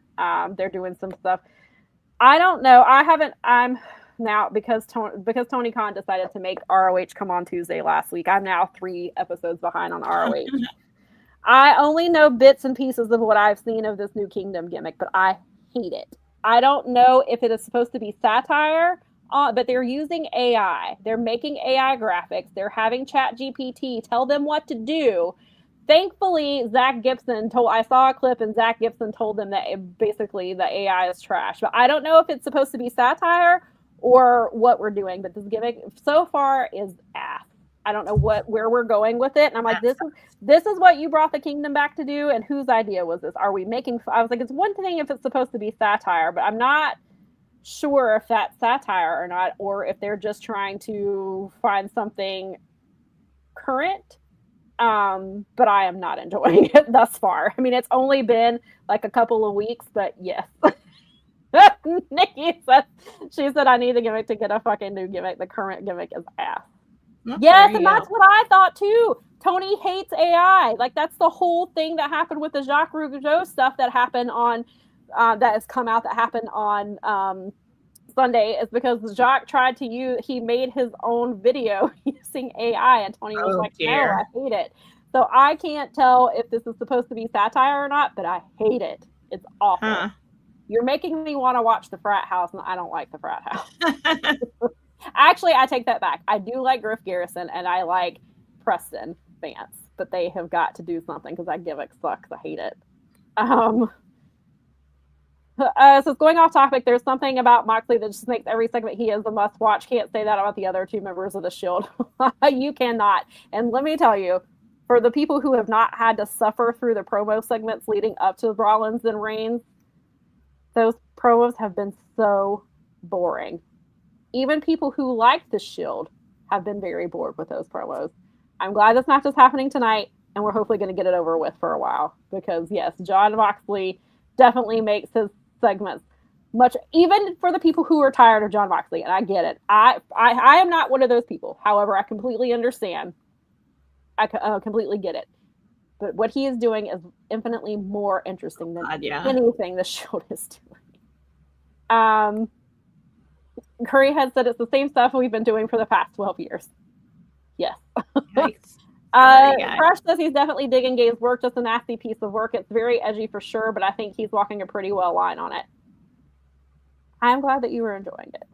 Also, if you didn't know, Gabe farted in a promo and left it in. And he sat like immediately after he was sitting up and farted in the promo. He sat like Shibata and then had the nerve to call Shibata out after that is something that also happened on top of all of this. To me, Gabe is, and I know it doesn't come off that way for everybody else. He is just another white man yelling into a microphone. And I have had enough of that. But if he is interesting and intriguing for you, I am glad. But for me, it's not working for me right now. Maybe it will eventually, but not right now.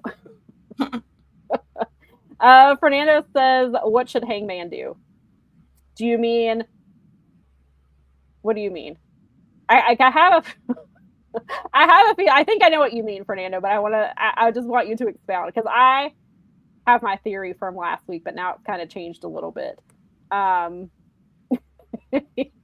He did. Gabe did just let it. Wow. Yeah, it was. Yeah, that's how I found it. Is because people were talking about how he just farted in a promo and he just kept going, and then he calls out Shibata. So I'll give Fernando a second for that to pop up and see what he's talking about with Hangman. Is there anything else from the Detroit shows that you would like to mention? No, I think that was everything. Pretty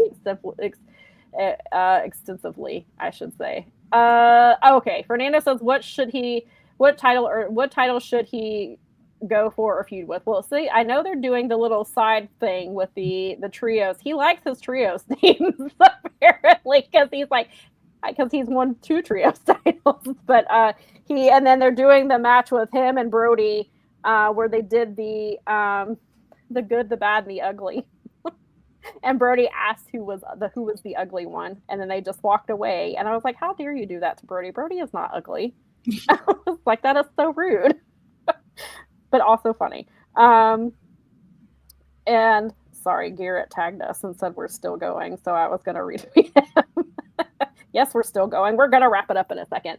But I think my original thought before this Continental Cup thing was announced, which they still may do, was that he was going to win the C2 and beat Jon Moxley, because he is also the one who defeated Jon Moxley to win the world title and get it out of the briefcase. We have so far not found anybody to beat him for the Continental title. Clearly is not going to be Kyle O'Reilly, and unless they try to do that again. So that is my theory. But now I'm wondering, because so the Continental Cup, I believe you win. If you win, you also become champion. So you get a shot at the championship. No, I thought you won. Oh. Because the final is at Continental champion. The Continental Cup, and I believe, and the final match is at All In. That makes sense. Meaning Jon Moxley will be in the finals, and then Jon Moxley will lose his title at All In. Hangman beat Jon Moxley at All In last year to become champion. So now I think the timeline has moved up. So I think Hangman is going to win the Continental Cup, beat Jon Moxley for the Continental title, and then go into the C2 as champion. So that's why they moved up my timeline a little bit, but I'm still going with Hangman as the one to beat Jon Moxley because he's done it before. Yes, Mox was in the cup. Yes, and so we know in the cup. So the conglomeration lost their titles, and then they all put their names in the cup, and then or in the tournament. John is in the tournament because he's the champion. And then Nigel McGuinness is also in the tournament because he said, as he keeps saying, it's better to be a lion for a day than a lamb for a lifetime. And so he is in it. Brad says, okay, if you pin and eliminate Mox in the cup, you're the champion. Then if you win the final, you walk out the champion. It's their version of the New Japan Cup. Okay. So I don't see Jon Moxley getting eliminated during the cup, but it could happen. So I do like that little twist. He said he loves that it's a blind tournament. You have no idea who you're facing until the last 2 people are left. Yeah, I think that's a really cool idea. Mm-hmm. So I'm really interested to see how they do this. But regardless, I think Hangman is the one to dethrone Jon Moxley, however it happens. And also, side note about Nigel, we'll get to more of the Death of Poor Dishonor stuff when it gets closer. But Nigel has challenged. Nigel is facing Lee Moriarty for the 3rd time at Death Before Dishonor. Nigel says if he loses, he will never wrestle in ROH again. Oh, okay then. So he's doing that, and then also he is now in this cup, which is interesting that he said that about ROH because he potentially win the cup and becomes the Continental Champion. Certainly possible. So those are some things. So Nigel is busy. Possible, I guess. Nigel is busy. And then I guess the other thing. So the Continental Cup, do tournament matches start at Grand Slam Mexico, or do they start on Collision? I can't remember which one it is. It was a little harder to hear the announcement. I heard about Grand Slam was going. Grand Slam is stacked. Like that is an insane card. I'm sure. And the Tuesday night card, which is the one that's the one that you go through CMLL to watch, and I believe it is also going to be available on my AEW. You have to pay for it, like as a pay-per-view. But that card also has some really good matches on it. It's there were 2 matches I really wanted to see, and I have blanked on it. Kyle Fletcher was in one. Is he wrestling Mascara Dorada? Is that what that match was? And then Bandito was, I think Bandito. No, it was Kevin Knight. I know Kevin Knight is in one match, and I know Kyle Fletcher is in the other one. Yes, they did have Mox. Yeah, they did kind of tease. Nigel and Moxley had a little bit of back and forth on commentary. And Moxley was shocked. Nobody told him that Nigel, that sounded like he found out in real time that Nigel was going to be in the cup because Nigel said it on commentary. And John was like, what? Nice. He said, I believe he said, I have to tell Marina, who was standing next to him, holding the title. So I don't think they told John. And John seemed to be finding out in real time. John was like, they haven't told me anything. So they apparently are just not telling John. They're trying to keep it a surprise from everybody, it seems like. Crash says, Nigel maybe wins the ROH Pure title and defends it at All In. Say he at least tries an angle for a 1-versus-1 match at Wembley this time around. He competed at, is it every All-In, or the last 2 All-Ins, or just the last 2 All-Ins at Wembley that he's been in? Because he wrestled last year too, didn't he? Or was that the year before? I'm getting my times confused. But also Bryan Danielson, and he wrestled Zach. Mm-hmm. So I could see him getting a Wembley match somehow. Possible. But if he's in the Continental Cup, he gets a Wembley. That match would happen at Wembley. So he could. Right. So maybe he wins the Continental Cup and beats John Moxley for the title. Maybe it's Iron Man. Maybe it's him. But Lee Moriarty has surpassed Nigel as the longest reigning ROH Pure champion. He surpassed him a long time ago. And Lee Moriarty, last week or the week before, he marked 2 years as the ROH Pure champion. And he's been defending his title. Okay, maybe that's that Nigel was in the Casino Gauntlet or something. Yes, he was. He that was the one where he made his first appearance. I think that was the first All-In that he did that one. Then he wrestled Danielson, and then Zach, I think. Right? I think that's the order. I think that's the order that it happened. So I'm sure he's going to get another Wembley moment. He wrestled Danielson before he wrestled Zach. Yes. Sure. Right. Yes. Okay. Yeah. And so one more thing I want to bring up. Obviously, we mentioned, as Brad called them, the what did he call them? The recent dawn. So if you missed it, Kofi Kingston and Austin Creed released the video on Wednesday when Dynamite is in Detroit. Such interesting timing, but also I think their contracts are officially done. Like they're officially free.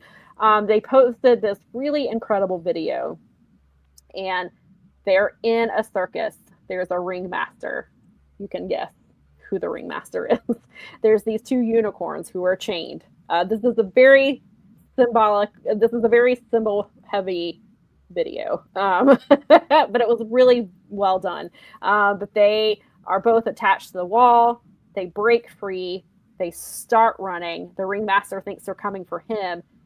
They turn their heads and they look. And there is a unicorn with a broken crown who nods at them. And they proceed to run out of the tent. And they keep running. They've created this new path. It's nighttime, which I thought was interesting. Stars are out. The unicorns turn into Xavier and or Austin and Kofi, and the last thing we see is the unicorn horns on the ground. Also, the video is called Daybreak, which right there tells you. And so it very much feels like New Day. They will not be the New Day. They will not be anything resembling the New Day when they come in AEW. They will be something completely different. I feel like, I don't know that New Day, I mean, maybe New Day is maybe part of it is trademark stuff, but I also feel like they are not New Day without Big E. It's the 3 of them. New Day is the 3 of them. And it felt they're dropping the horns. They turn into the cartoon versions of themselves. I feel like they are coming in with new identities. Kofi's real name is Kofi, so he could still use that. Austin Creed has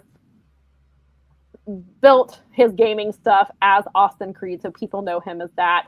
There are a few Austins in AEW, so I don't know. I assume he'll still just be Austin there, but we'll see. And it sounds like so I am expecting a completely, not that they won't have references to New Day, because I think you can't. I mean, I don't think they abandon it completely, but it feels like they're coming in with, they're leaving everything behind with WWE, is what it feels like to me. But the moment with the Big E unicorn made me tear up when I saw it. And then I was like, God, why did that make me tear up? And then I saw like somebody else came in and was like, man, that moment really got me. And then I was reading through the comments and people were like, the Big E thing made me cry. It made me tear up. It really got me, man. The Big E, and free him to because I even tweeted it. I was like, free him. I don't know what's left of his contract because he does the pre and post shows of pay-per-views. He helps with the NIL recruitment. So like he's very active. I don't know when his contract is up with them, but they can find something for them to do. For he doesn't have to be in the ring. You can put him on commentary. Mm-hmm. There's been a lot of talk about the commentary teams needing a shake-up. I don't know when his deal is up, but perhaps you put him in a commentary position. You could do whatever you like. You can find something for Big E to do that is not in a ring. That man is so great. People love him.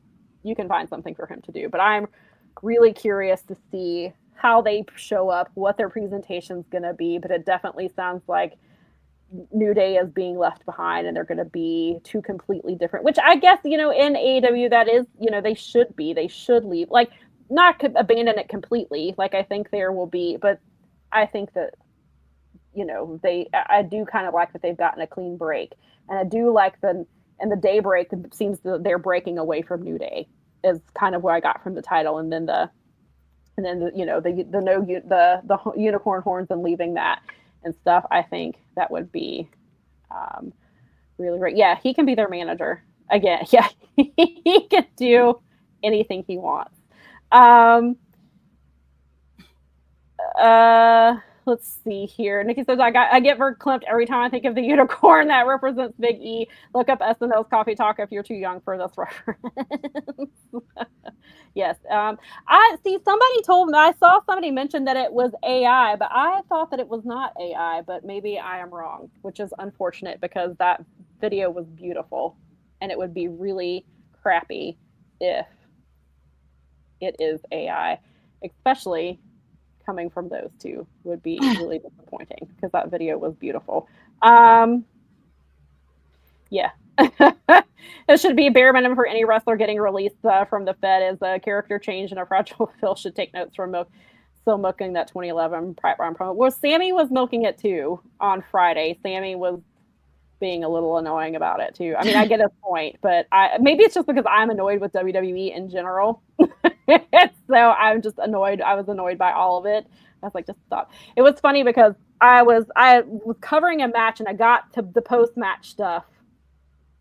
And then because Fubo does not have USA, so I have to use a VPN to watch SmackDown for work. And every few weeks, it will be like, hey, you're not in the UK. What do you think you're doing? And it'll kick me out, and then it will not let me back in. And so I was covering post-match stuff from the match I was covering, and it kicked me out. And so I missed Tama Tonga and Tonga Loa coming out. I mean, I'm sorry, Tala Tonga, who was the former Hikuleo. I missed them coming out with their dad. So I was like, yeah. And then I could not get it back. So that means I missed the 2-minute women's qualifying match. There was a final qualifying. There's a ladder match happening tonight to name an interim champion. And the last match was between Julia and Lash Legend, and it lasted 2 minutes, and Lash Legend won. And so I missed that, and I apparently missed a god-awful promo segment between Punk and Cody.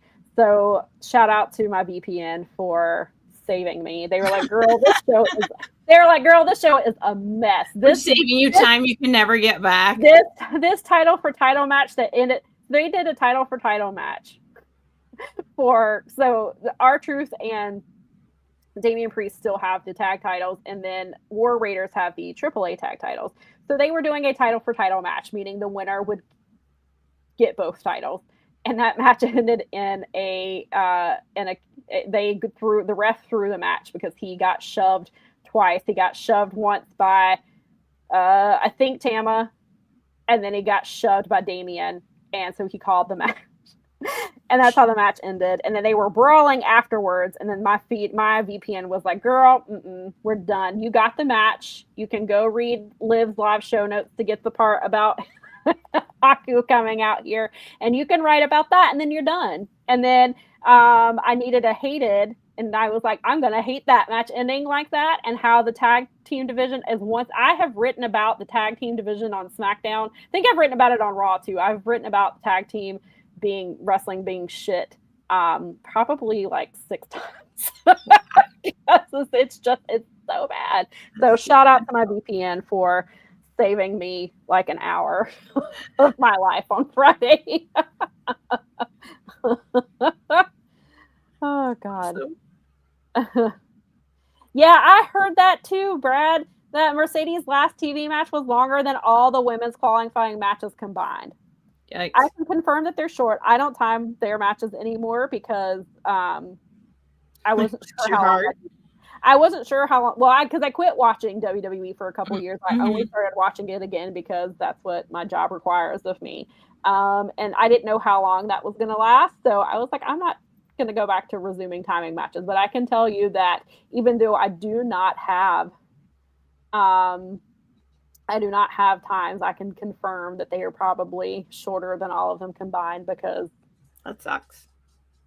Yeah, it's bad. That's really unfortunate. On so many levels. Korea said, yes, save your health and fucking. Yeah.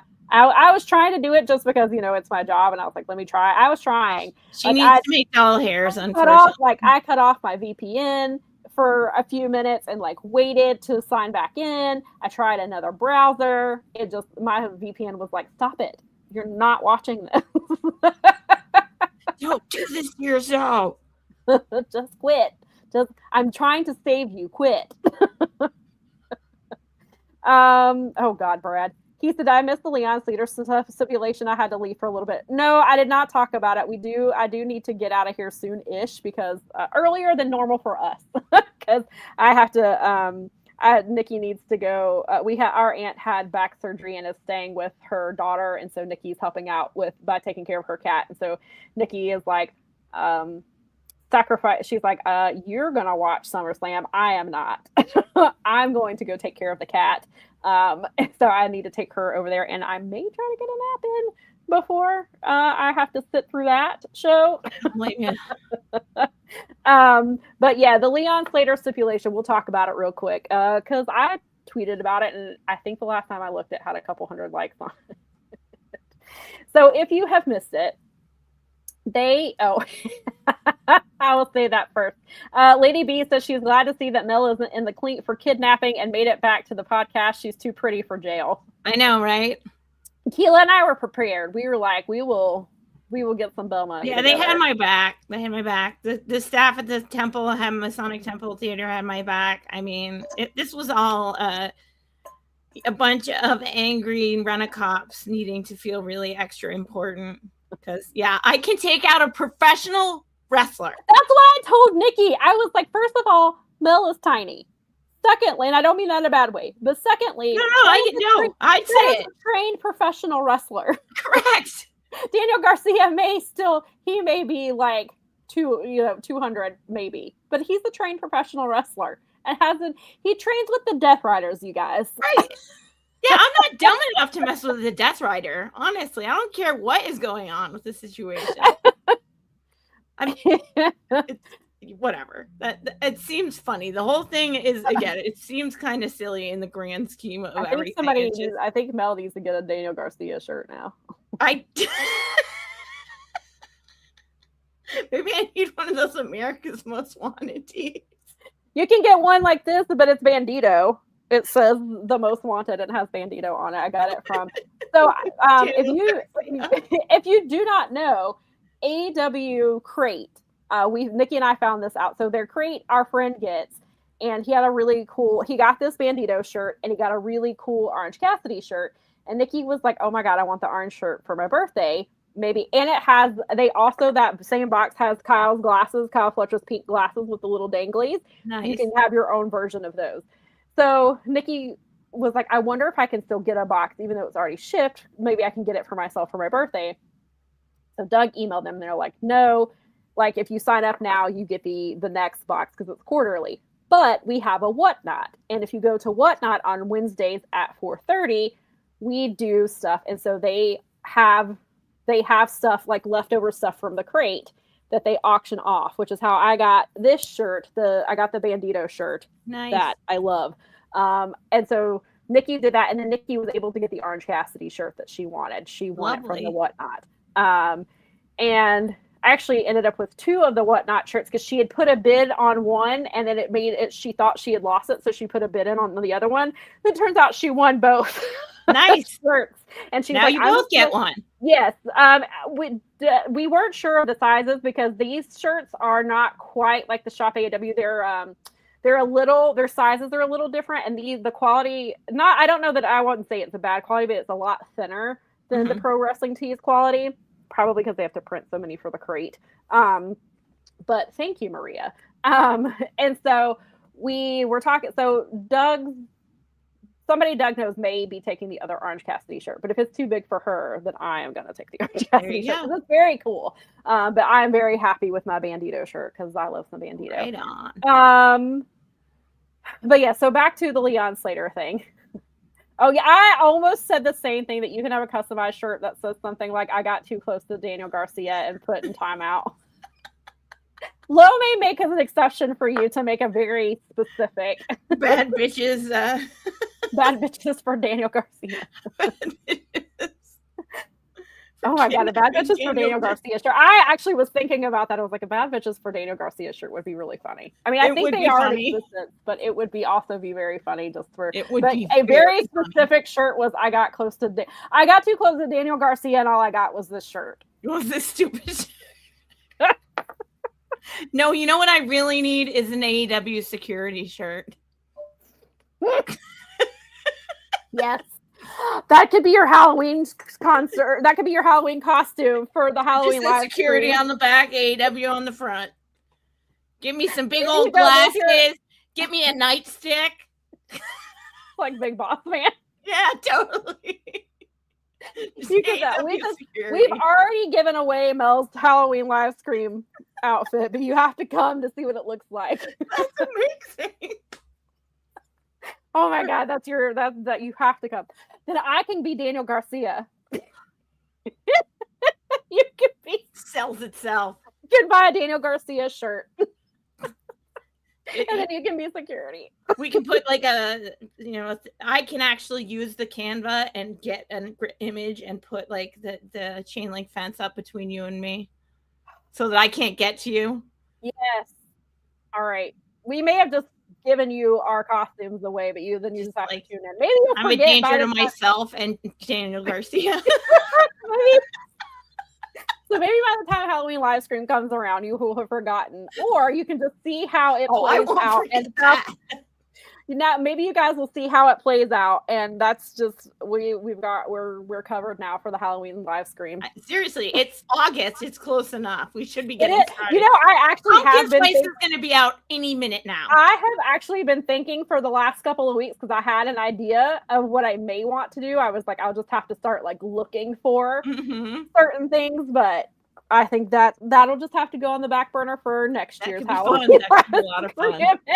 This year we'll just have to do. We'll have to do this one. Oh my god!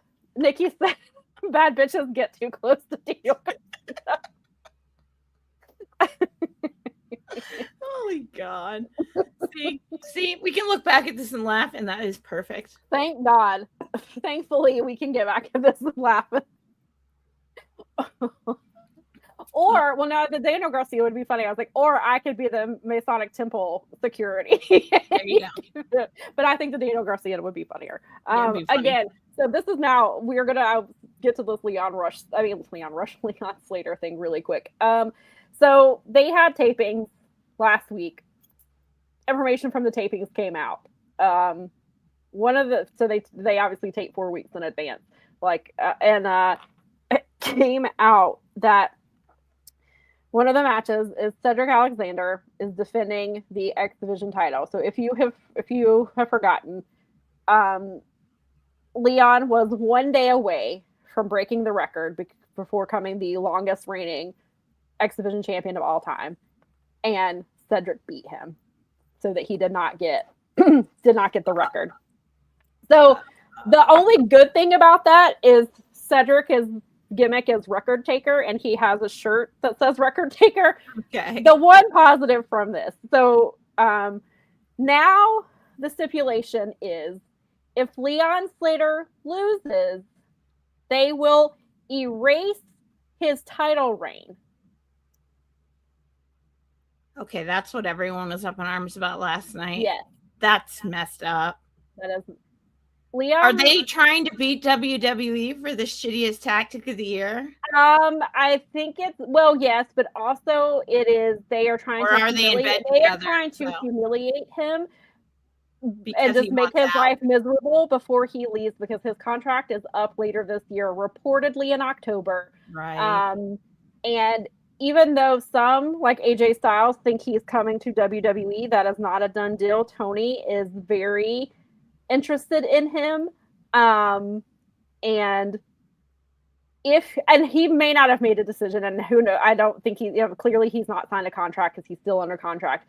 But if he were going to NXT, I don't know that they would treat him the same way. Mm-hmm. But perhaps, I mean, again, he's not under contract with either company. His contract is with TNA until reportedly October. But it seems to me they know he's not staying, so they took the title from him, took the record. And now, even if, so people were like, he's probably going to win. Even if he does, what are you telling Leon? Yeah. By saying, we're going to, not only did we not let you break the record, we're going to erase it if you lose. Like, what are you telling Leon? That, to me, tells me you are punishing him because he's not going to stay with you. This is also coming from a company that was pulling talent that had AEW wrestlers on it just a few months ago. This is coming from a company that multiple women have asked for their release since the beginning of this year. This is also coming from a company who purposely worded a tweet that was confusing this week. So people thought Nick Nemeth was wrestling for the title this Thursday, and it didn't happen. And they were like, no, it was for the taping. But the tweet was, I believe, was purposely confusing so that people would tune in for the live show and then they didn't get the match they thought they were going to see, which is a very TNA thing to do. And the way TNA has been booking things, like somebody was like, he's going to win and then he's going to he's going to choose option C and he's going to face Nick Nemeth with a title and you're crying for nothing. You're giving TNA way too much credit. TNA is there. I've watched their shows. I have not watched them since April when I had to for coverage. Because I will not willingly subject myself. I love Cedric Alexander, but not enough to willingly subject myself. I love the Hardy Boys, but I'm not going to, and Mustafa Ali, I'm not willingly subjecting myself to TNA if I don't have to.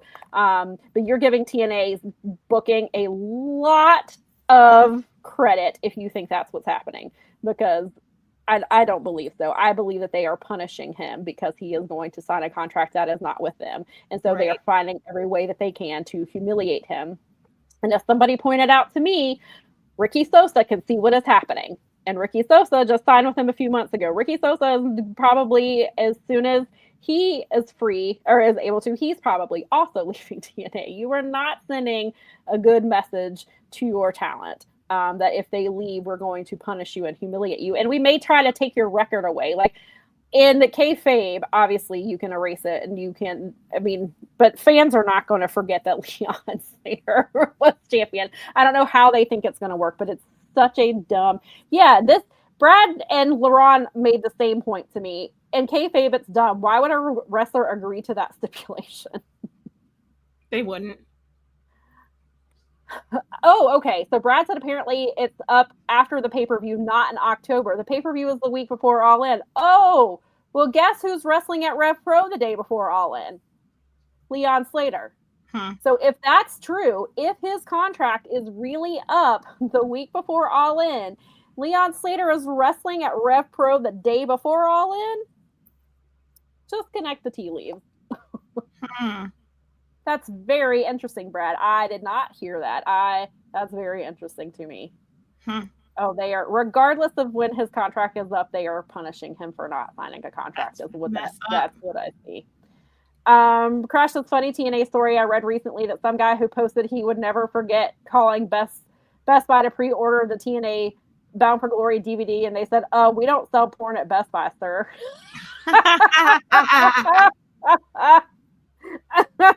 Oh my God, that's great. Funny. Crash says Matt Hardy's worst fear is becoming a reality with this erasure. Yeah, wow. They're which is interesting. The Hardys are like the one big draw for them still. Like they're a huge draw for TNA, and they sell they sign meet and greet. They do meet and greets after shows and tapings for like several hours. That's how much people still want to see the Hardys. Like they're probably, I guess maybe next to Nick Nemeth. I guess Nick Nemeth is a draw. That's why they keep putting the title on him. But the Hardy Boys are their biggest draw. Like for the people who are I'm sure for Cedric right now, it's great for him because he's currently the champion. But my fear is what happens when you're not the champion anymore? Are they going to start treating you like Leon Slater? Right. And that makes me nervous for him because I love Cedric and I've known him for a very long time. And I just saw him last night. And yeah, it is. And again, like we've talked about this a million times, I want TNA to be successful. I want them to be a viable option for people to wrestle in. People in wrestling need, not just wrestlers, but people in the wrestling business need jobs. Mm-hmm. So I need TNA to be successful and to stop doing stuff like this that seems like you're trying to kill your company instead of helping it. This is insane. But that's so interesting that his contract might be up. And it would kind of, assuming his contract really is up after the pay-per-view, then that makes things way more interesting and makes it look like they really are punishing him. And it seems like I don't see how you would, not that they couldn't, but if you're going to WWE/NXT, I don't know that they would have done that. So we shall see how that plays out. Right. So yes, I wanted to make sure that. Yeah, so that Lethal Lockdown is not Lethal Lockdown. I think the Lethal Lockdown match is happening. Lockdown, the pay-per-view, is happening soon-ish. Yeah. Brad says Maple Leaf Pro is already leapfrog TNA is the number 3. And they just announced Copeland. Yes, Copeland is going to be there for their pay-per-view. Yep. And he's wrestling for that. It's the first time he's ever wrestled in that venue. He grew up watching the Toronto Maple Leafs play there. And I think somebody said this is his first match outside of AEW or WWE since 2001. And somebody else said they heard it's his first indie match since 1998, I think, which is crazy, but good for him. So, and good for MLP for getting such a huge get for them. That's awesome. So congrats to them. And they seem to be doing, it sounds like Maple Leaf Pro is doing some really good stuff. Yes, that match onto the show on Tuesday does look really good before. And then I think they have a show on Friday. And I believe, from my understanding, there's 3 upcoming CMLL shows that will be available through my AEW. You do have to pay for them because they're a pay-per-view, but I think you can bundle them and you get English commentary. Right on. And it's cheaper because on YouTube you can bundle, you can buy, you don't have to have YouTube TV. You can go to YouTube and you can subscribe to CMLL's channel and you can get those shows with Spanish commentary. But I believe that package is more expensive, slightly, like $5 to $10 more expensive than the My AEW one. Yes, thank you. It is Kyle versus Mascara Dorado. Okay, that's what I thought. And then Kevin Knight is defending his TNT title against Teton. Those 2 matches are worth their price of admission alone. There is some MLW stuff on this card because Austin Aries is on it, which I can do without. And then there is one New Japan match. Yujiro and Doki are on this card. I can handle Doki, but Yujiro is on this card. So, but I can, for those 2 matches, I will overlook it. I will play on my phone or something. So I think that covers everything for today. Thankfully, Mel is still here and is not reporting to you live from the clink. Maybe at the Halloween live stream. Maybe. She might be. We'll have to wait and see. Halloween will be here sooner than you know it. But we will be back next week. Who knows? Hopefully security won't be staring at one of us menacingly for half an hour in the next week. No security. No security whatsoever. None whatsoever. No. But we will be back next week at 1. Next Sunday at 1 p.m. Eastern. Bye, everyone.